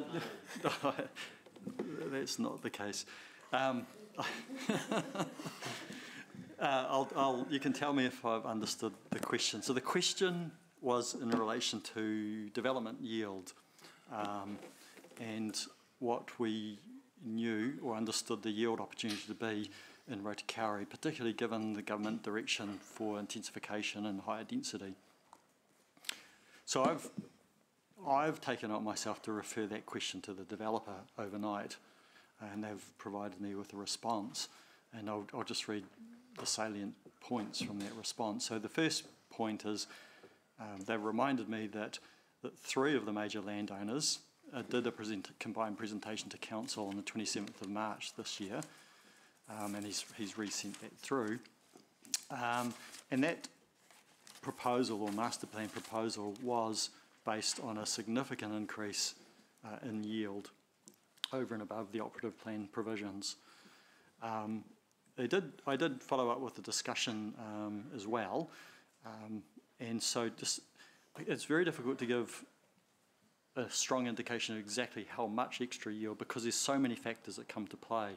So geography could have an influence, or topography, or geotech, but also the market demand. So the master plan that was presented to Council was an aspirational doubling of the yield, but in all reality, the yield's probably sitting somewhere between a 50% increase and a 100% increase over and above the operative district plan provisions. Thank you. Does that cover that? Certainly does. Yep. Okay, so Ryan. Follow-up question, Andrew, following up Councillor Ewan's. With the NPSUD and the centre's requirement to build around amenity, could there potentially be the opportunity for them to build 4- and 6-storey dwellings, etc., as well? That was certainly something that I put to the developer in the phone call.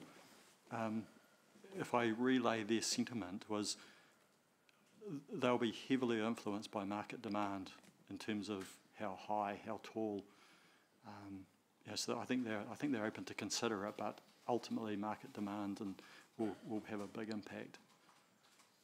It's not a matter I can comment on directly because it's not something I'm involved in. I think there's certainly opportunities around some of the ridgeline, but there is a question mark over how tall, and I think they'd see that as market-led or market-driven. Sure. Okay, thank you. Okay, we've got no more questions. So thanks for the presentation yesterday as well as being here today, that report, and Lance for the work you've done on this, and for rushing back in. Ryan, would you like to move this and Paula seconded it? Yep. So it's open for debate. The recommendation, page 484 there. Ryan, are you going to speak to it? Yeah, just quickly, I think Chris summed it up really well yesterday when he talked about the importance of, and it probably flows into our earlier conversations today around future protection of corridors, whatever they're going to be, transport corridors, and I think this just speaks to protection of that. We've got such a new lens now in terms of future-proofing. It's not just about roads anymore, it's about transport corridors for all modes. And regardless of how we stack it, we've got to protect it, we've got to be smart about urban design, and we can't have ad hoc property development. So getting this work underway is a no-brainer, and it feeds into all of our work around unlocking housing, having them at different stages, but we've got to open the pipeline. So, yeah, I support it. Thanks, Ryan. Paula, did you want to speak? No, I agree. This is necessary. Things have come to our attention, and we're being flexible and allowing for growth and allowing for new businesses to get a step in this area as well. So it's not just about housing. It's about it's about three things. It's about safety, the businesses, and about access to housing. So win-win and win for me. So we've got to do it. Thanks. It was nice and short, wasn't it? Yeah, yeah. You don't need to put yourself in the queue for that. Councillor Wilson, Ewan, thanks. Yes, I'll be supporting this today. Some time ago, I was less kind and less embracing of the business case that came to us a couple of years ago. But for me, and that was based on yield, but in light of MPS, I believe that in fact the yield will make the proposition more viable, and as such I think this is the right thing to do. Thanks. Councillor Hamilton for his eagerly awaited right of reply. Remembered. The ones you forgot, yeah. Particularly around the Rotokauri cell, was we're recently, potentially in our draft annual plan, supporting bikes on pipes. And one of the things that this cell is really ticks the box on all the well-beings, and is the swale and the opportunity to do amenity and transport and cycleways along there, which is actually really special. And the other thing is, of course, the compliance with our freshwater, stormwater issues are going up, and we're dealing with that through district plan, Te Ture Whaimana. The swale here is actually going to answer and probably set an exemplar for new greenfield development around the country in terms of managing those discharges and things like that. So it actually positions it in quite a good position, because we can't just put in pipes and send it to the river anymore. So this is actually going to be quite an exciting development to unfold. Thank you. Thank you. Is there anything else you've forgotten? I'll keep you posted. Okay. We'll move to the vote on this. Those in favour, please raise their hands. The motion is carried unanimously. Thanks. Councillors, we're going to break now until 2:15, at which point we'll come... sorry, before we do... Sorry, I've got to move to... Just stay there, Ollie, it's all right. You'll get your lunch. I'm going to put two resolutions. One, that the open information only reports be received, seconded by Ryan. Those in favour, raise their hands. Against, that's carried. And secondly, I'm going to move the resolution to exclude the public, so we can go straight into that afterwards, seconded by Rob. Those in favour, raise their hands. against, that's carried.